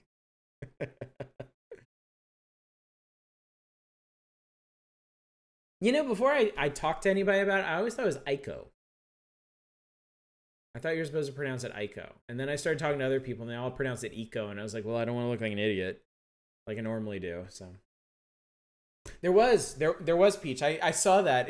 The Suikoden nominations kind of threaded the needle. Like I think 2 and possibly 3 were Suikoden 2 was nominated on the permanent list, and then Suikoden 1 was nominated on the new one. So Japanese pronunciation, I guess. Yeah. Equal. It looks like a duck and sounds like a duck. Don't fuck with it. Fairly short for JRPGs, so I think both is fine. All right, well, we'll definitely look at that. Anyway, I think I've rambled enough. I think we have stopped playing video games long enough, so I should probably send you all on your merry ways. Let's see, then, where I can send you. I'm going to send you to Kiwi. Cogmind is definitely still on the list. And the next time I ping for a roguelike, if it gets nominated up, it's almost a shoo-in, because it's one of the most nominated roguelikes on the old list. So if the new nominations track with the old nominations, it'll be an easy win, I think. Definitely worth playing Suikoden before 2, since you can import your final save. Okay, yeah, we definitely do that then. 32K Suikoden, it's a fun time, it doesn't stay too long. Just remember, once we decide on a winner for these nominations, the other nominations go away. I'm not adding to the permanent list anymore. So if you guys really want Eco, for this next round, save your Suikoden nominations for the next round. So just think strategically, because only one game is going to win, and then everything else is going to get cleared. We're going to start fresh every time. Give me back my coins then. No. No, that's fine. I can refund that. It's okay. It's okay. If anybody wants to take back any of their nominations from tonight, I can do that. The ones from Saturday are already spent. But yeah, I'll refund your Suikoden nominations from tonight at least, so you can have that one. The new nomination system is going to take a little bit of adjustment, I think. It's going to require a very different strategy than the permanent list to get the games you want played. But yeah, you'll just need to make a note of that. Anyway, rambling, still going. I'm going to send y'all. Oh shit. I'm going to send y'all to Kiwi. She's playing Spiritfarer. I think she's further along than I am. So I'm going to raid and run. But yeah, I just saw a Spirit I don't have yet. Okay. I love Kiwi. It's worth it. So y'all go party with Kiwi. Have a good time with Spiritfarer. And then I'll be back tomorrow with Spiritfarer. So yes, schedule real quick before we go. Tomorrow night, Spiritfarer, chill night. Wednesday, more King of Dragon Pass. If you're here for King of Dragon Pass, be back on Wednesday. Thursday, Spiritfarer. Friday, Community Deep Rock Galactic Night. If you play Deep Rock Galactic, get in here on Friday and play with me. Teach me how to be good. All right? And then Saturday, we're going to try to beat Demon Souls. Regardless of whether we beat it or not, I am going to start a new game that night, and I guarantee you will want to be around for it. All of you. Every single one of you. So, anyway, guys, thank you so much for coming out tonight. Huge, gigantic thanks to everybody who rated. You guys are awesome, and I really appreciate it. Newcomers to the channel, welcome. Thank you so much for being here. Hope you enjoyed it. Thank you for the follows. Hope you also enjoy Kiwi's channel as well. So, anyway, guys, thanks again for coming out. Hopefully, I will see you next time. Until then, as always, y'all take care. Bye, everybody.